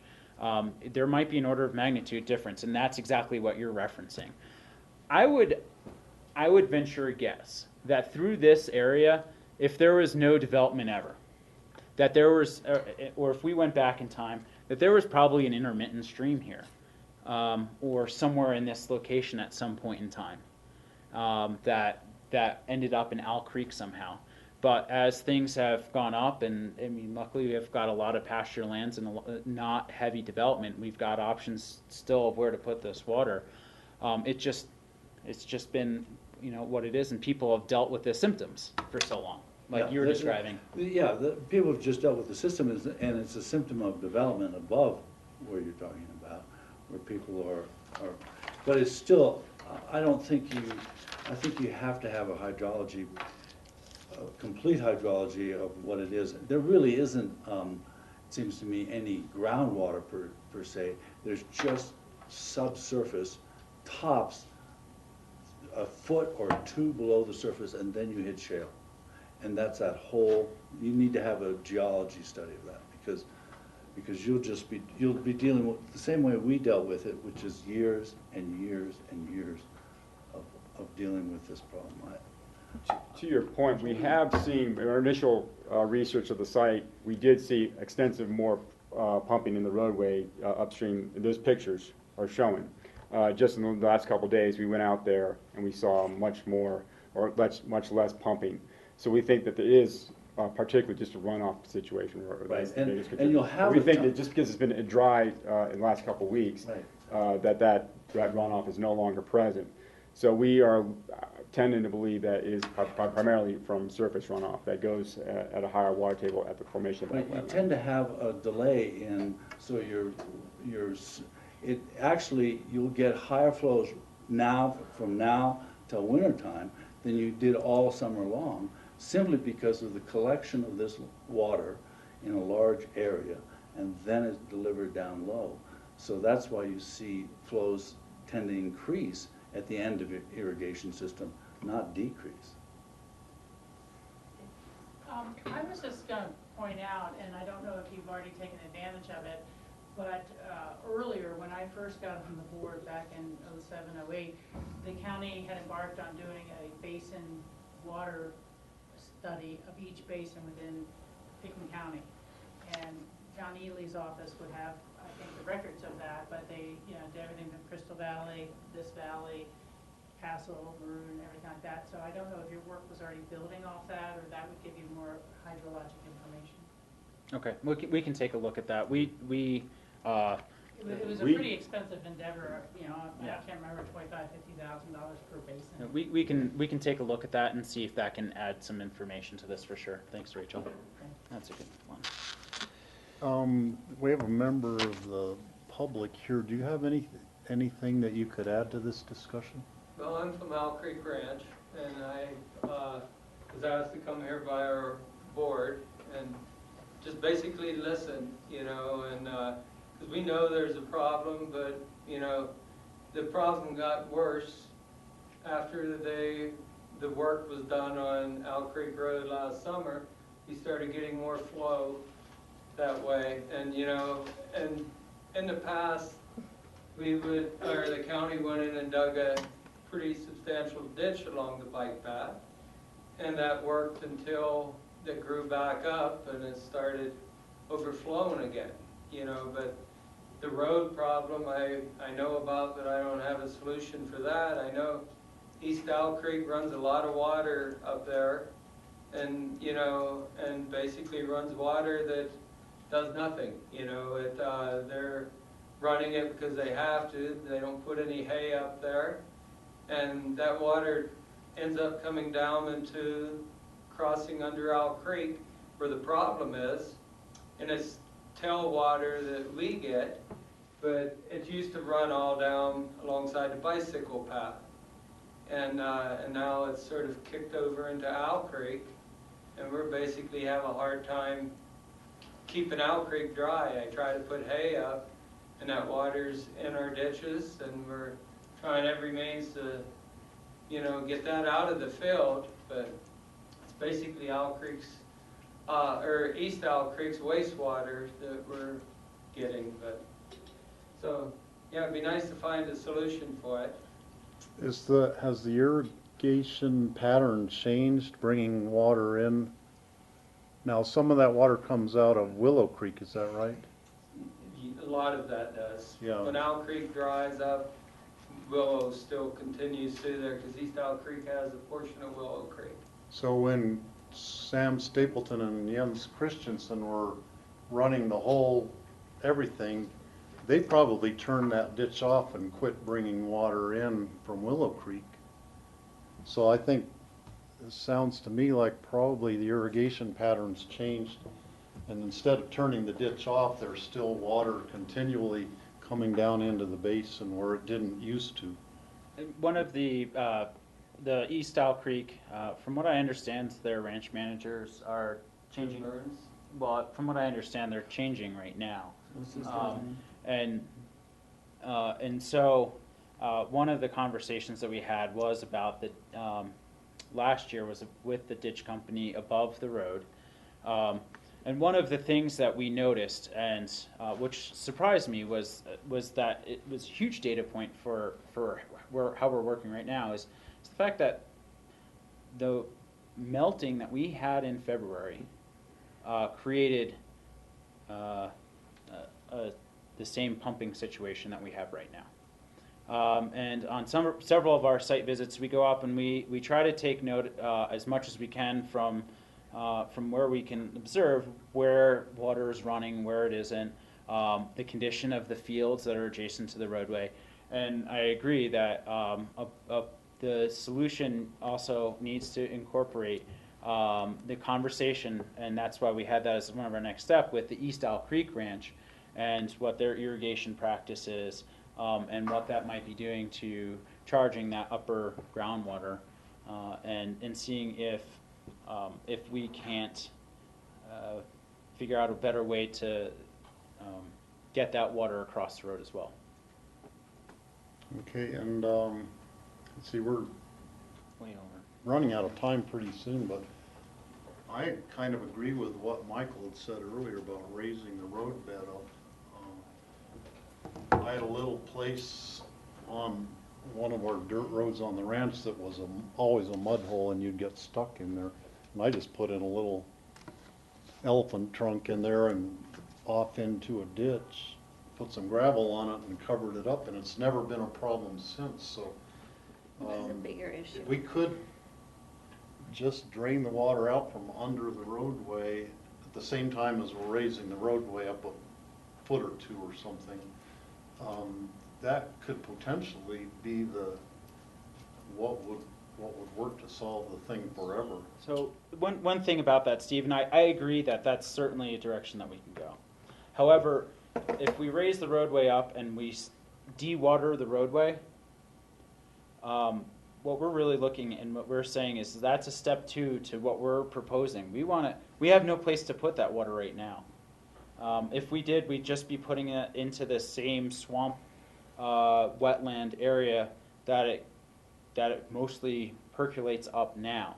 And without having some place for that to go and working with all of the people that use and create and do everything with this water, I think that we'd be able to de-water, and we'd probably just, push that problem 25 feet away from our roadway.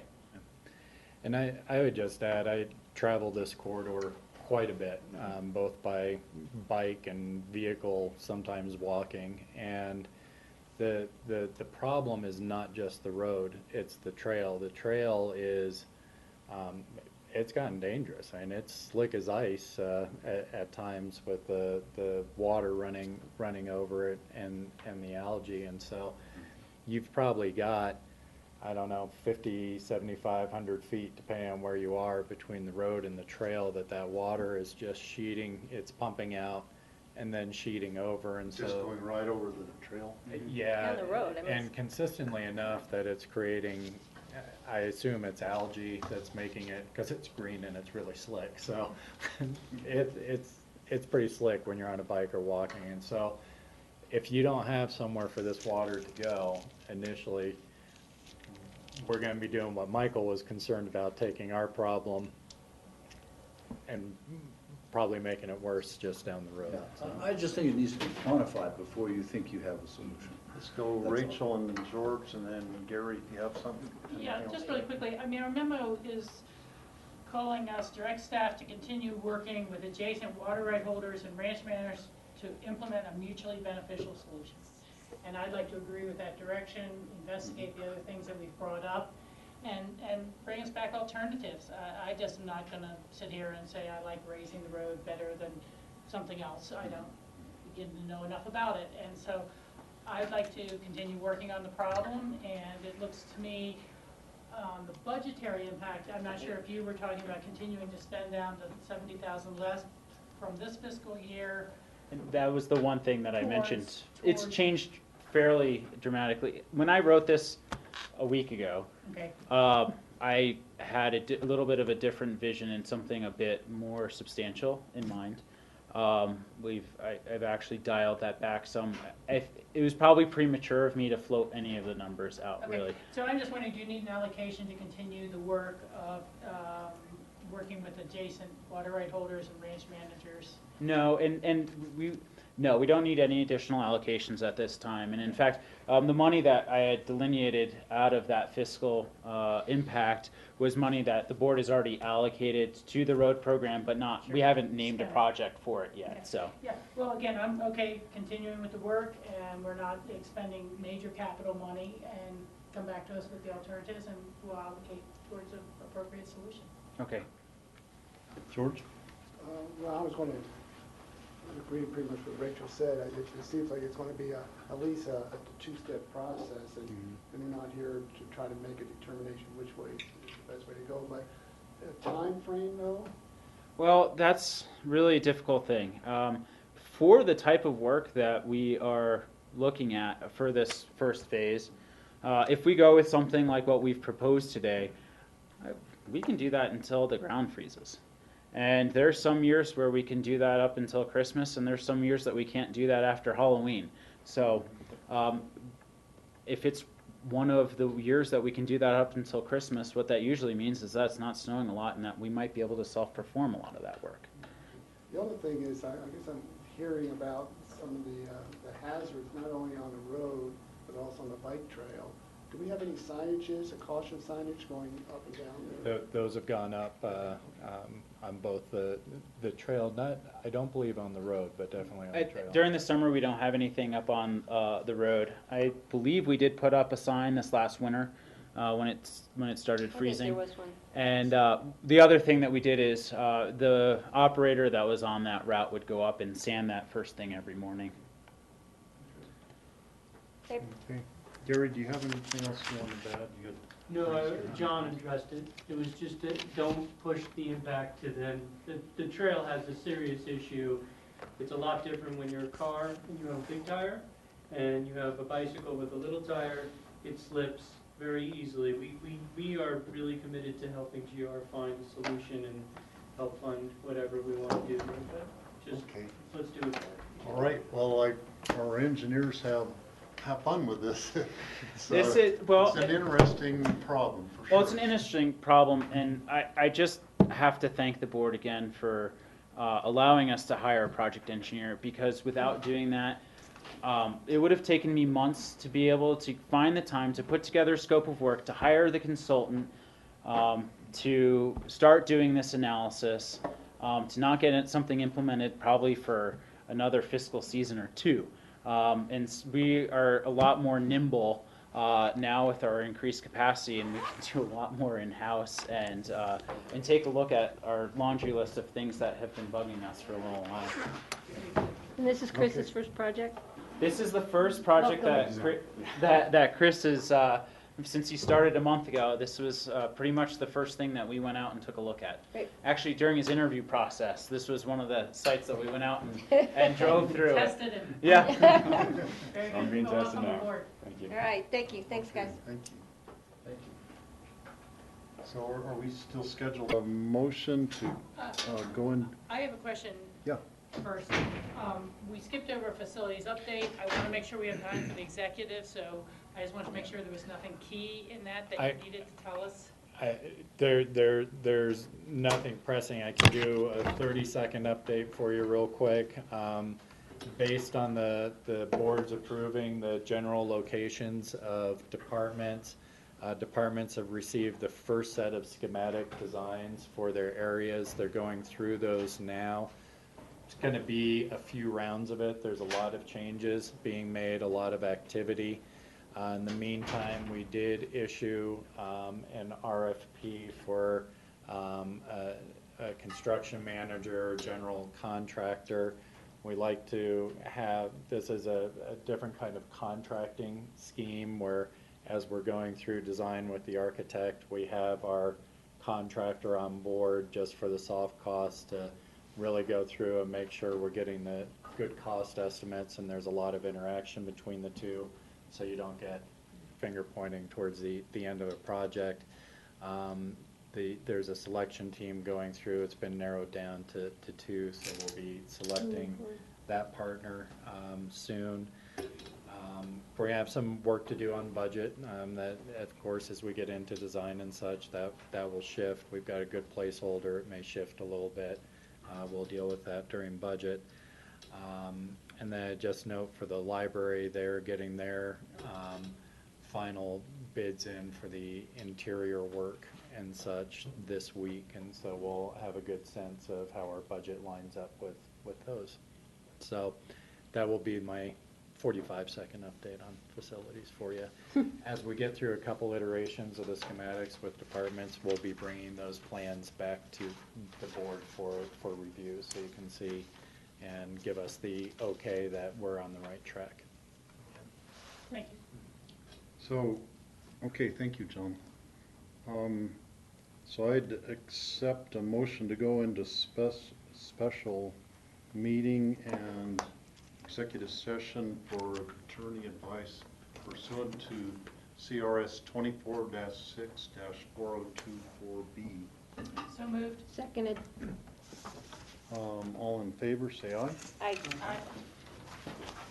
Thanks, Grassroots.